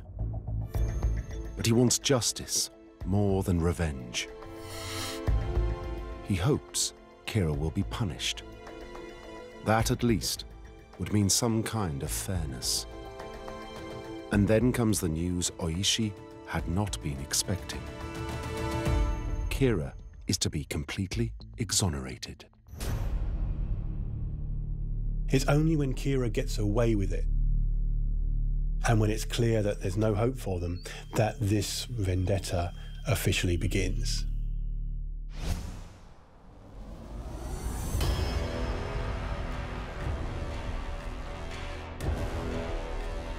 Their fates are now sealed, and for Oishi, there can be only one course of action. There was only one thing they could do. Absolutely impossible not to take revenge. Absolutely impossible. Oishi wants revenge, but he knows the full frontal assault favored by the young Ronin will be no more than a gesture. He wants Kira dead, and his vision depends on organization and stealth. If it works, it will be a proper samurai revenge. But it will also be an awesomely difficult task. Kira always travels with a large force of bodyguards. The only way of hitting him will be at home. But that is heavily defended, and it's in a high-security district surrounded by government buildings. Not just that, the attack will have to be coordinated from their base 400 miles away. It's already starting to look like an impossible job.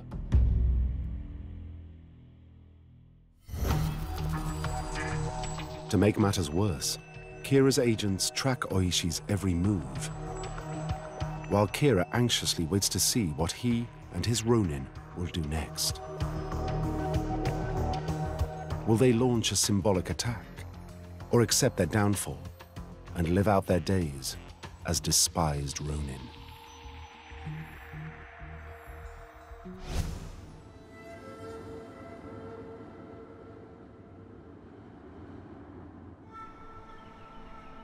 Oishi decides to play a long game and wait. And while he waits, he's going to act out an elaborate deception. His plan was to show the government that they weren't going to take revenge, which was very difficult because at that time, Japan was a police state. The shogun's government had spies everywhere, there were secret police everywhere, and whatever the Akko Ronin did would have been reported immediately back to the shogun. They would have known, and they would have been arrested immediately.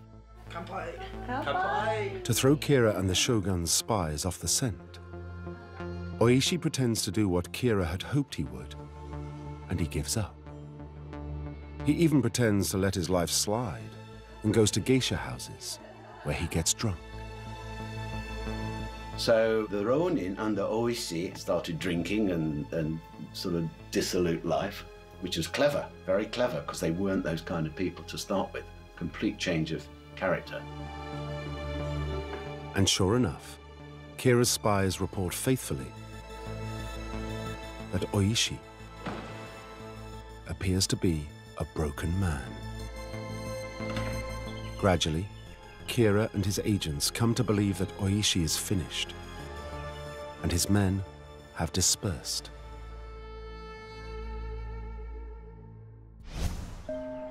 With Kira's suspicions allayed, Oishi has another problem: how to physically get his men from Akko to the capital without being seen.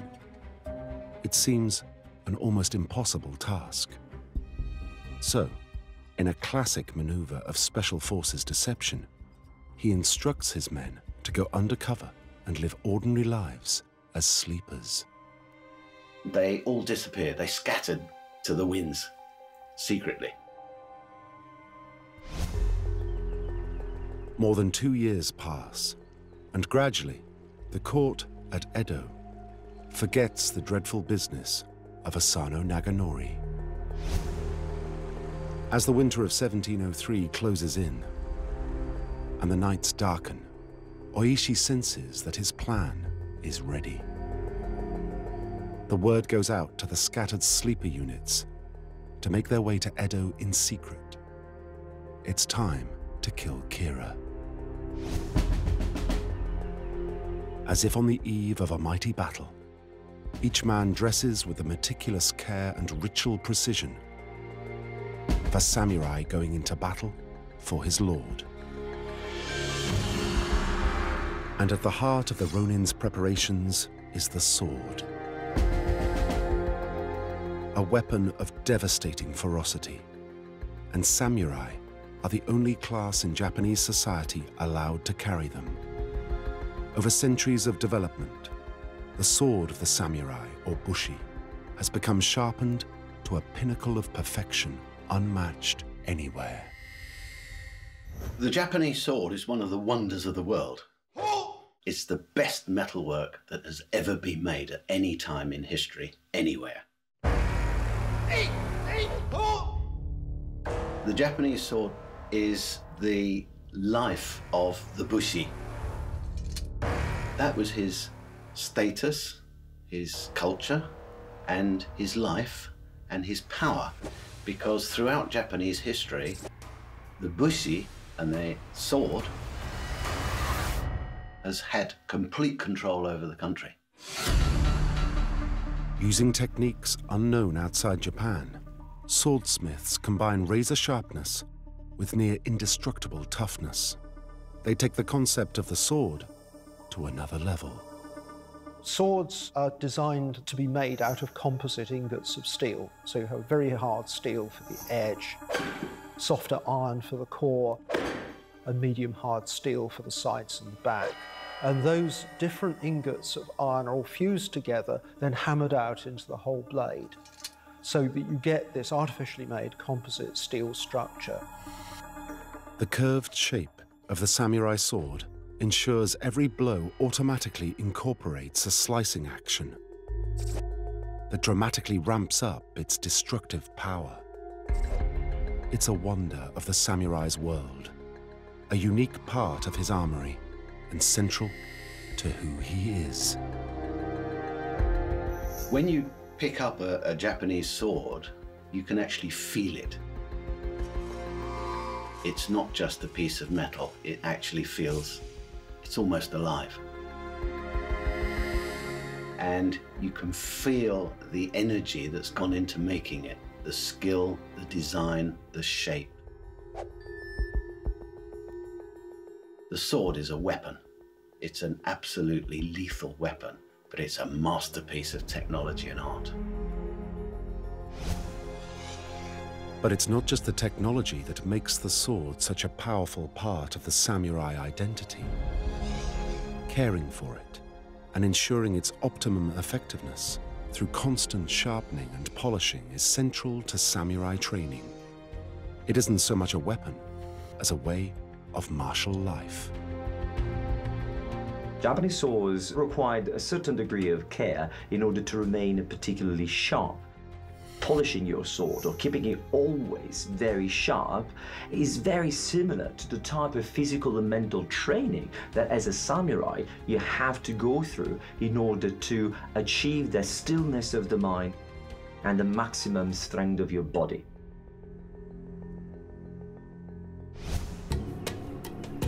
But Oishi knows that even the finest sword will not protect his men against the forces of the state at Edo. He's going to need the biggest armory he can muster. And for that, he digs deep into the past of the samurai battle.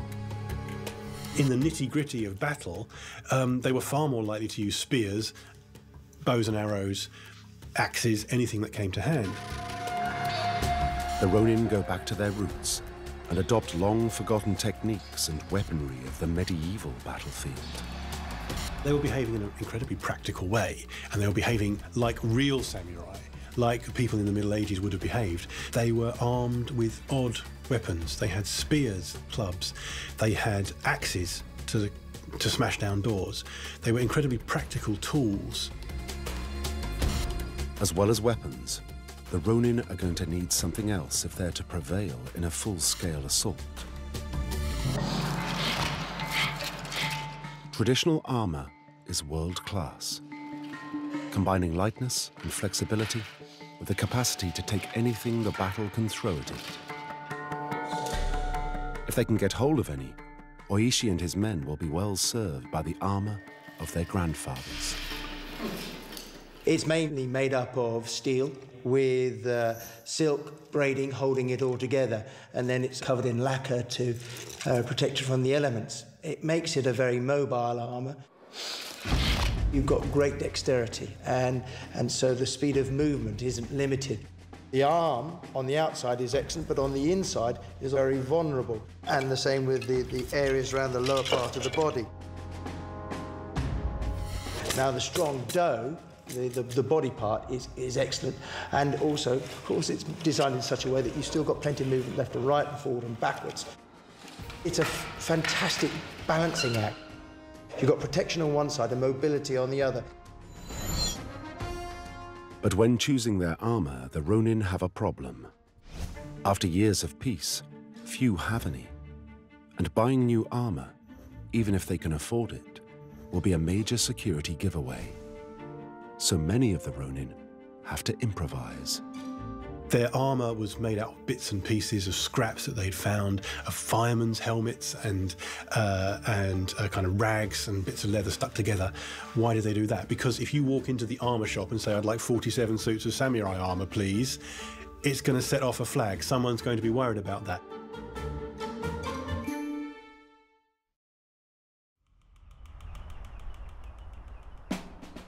The Ronin have done everything they can to prepare for battle.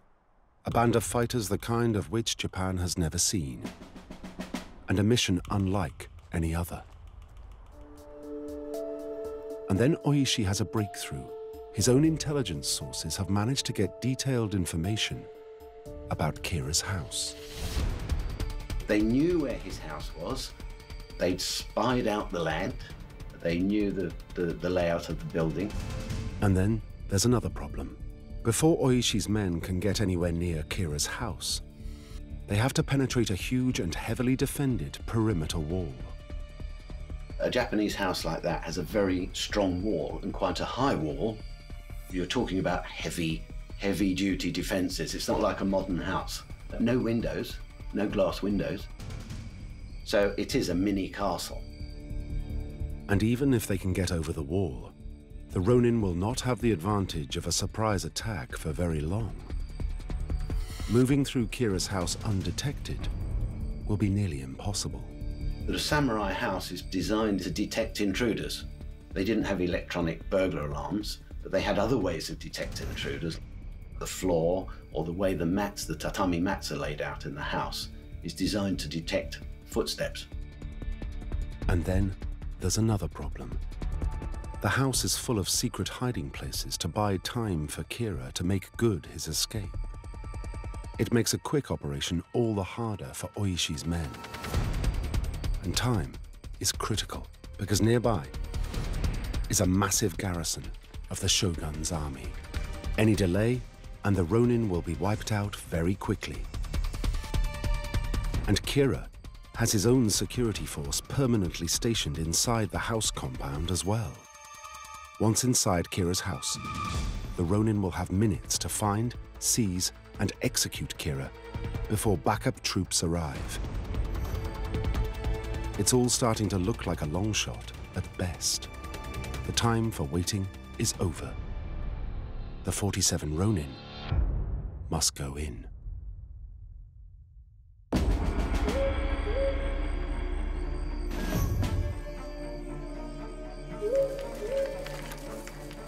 They've waited 2 years to do it. It's a perfect black op. They go in at night, it's snowy, it's raining. Now, it's a race against time.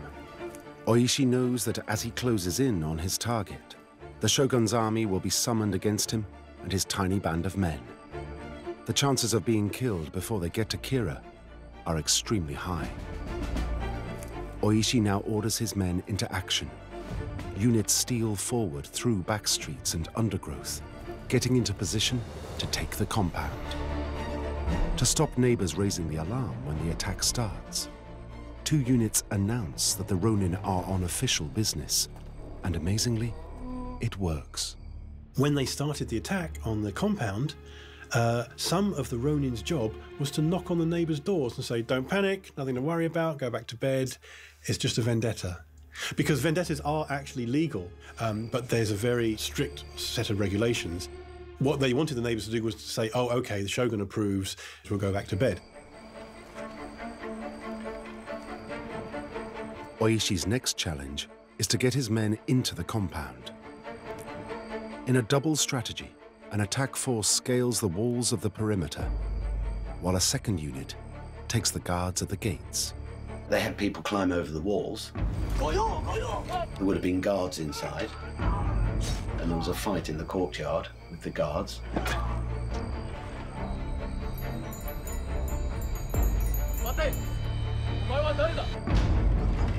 The Ronin who scaled the walls now must open the gates, but the guards refuse to hand over the keys.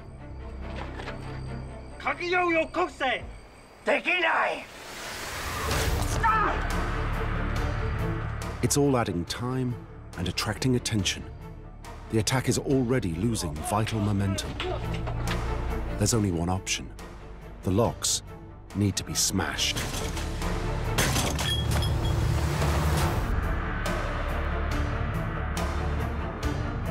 With the whole force of Ronin inside the compound, Kira's own soldiers now must be immobilized and locked down in their barracks. They go in with these iron clamps that they shove on the doors to keep the soldiers in the barracks. So they've neutralized a huge chunk of Kira's soldiers.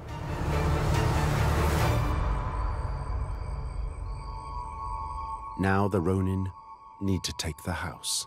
Inside, Kira is asleep, along with his household. Only speed, ruthlessness, and stealth will get the attackers through. Kira's personal bodyguards will fight with all their might to repel the attackers.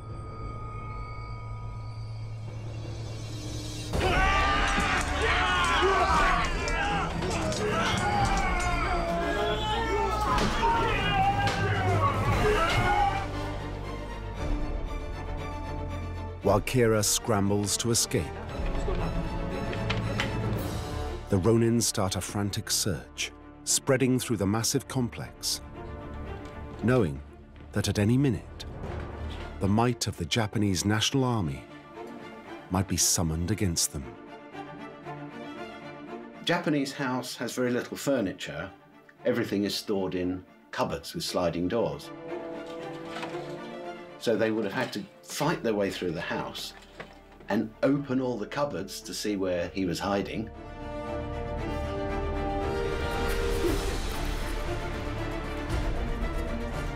With time nearly up, the Ronin seem to have lost the target.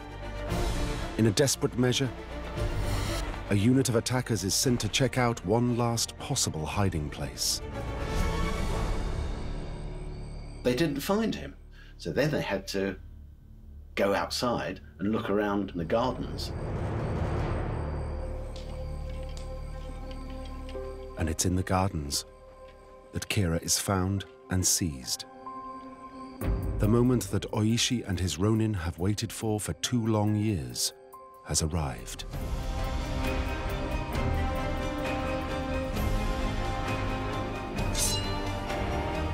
Kira is given the option to take the honorable way out and commit seppuku.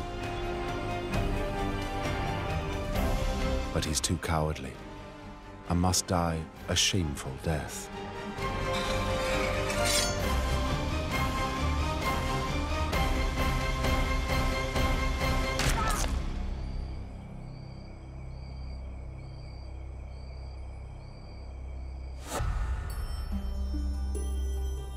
But simply killing Kira is not enough.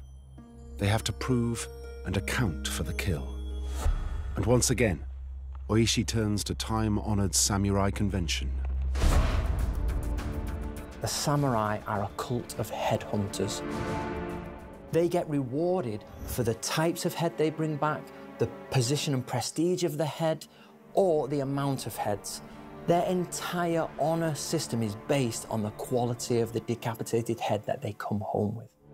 And, according to the samurai code, there is only one person who can reward them: their master, Asano. If you want to talk about getting medieval, that's exactly what the 47 Ronin did. They walked for 5 miles to leave his head on Asano's tomb.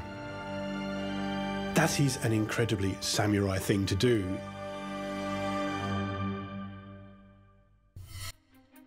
Now, the Ronin have restored the honor of their master and walked the way of the true samurai, as no one has for nearly 100 years. They have no place in the realm of the living and are resigned to meet Asano in death. They turn themselves into the authorities, and within days, all are dead by seppuku. These men had kept their martial skills alive for 100 years when they didn't really need them for battle. They weren't corrupted by court life. And they were probably really rough country men who just would not take that sort of treatment and insult. And they stood up to it. As Edo reels from the extraordinary attack, the 47 Ronin become instant celebrities. Even if the repressive regime of the shogun forbids open discussion of the terrible events. Today, Lord Oishi and his followers are still celebrated as symbols of ultimate loyalty and are honored as heroes in Japan.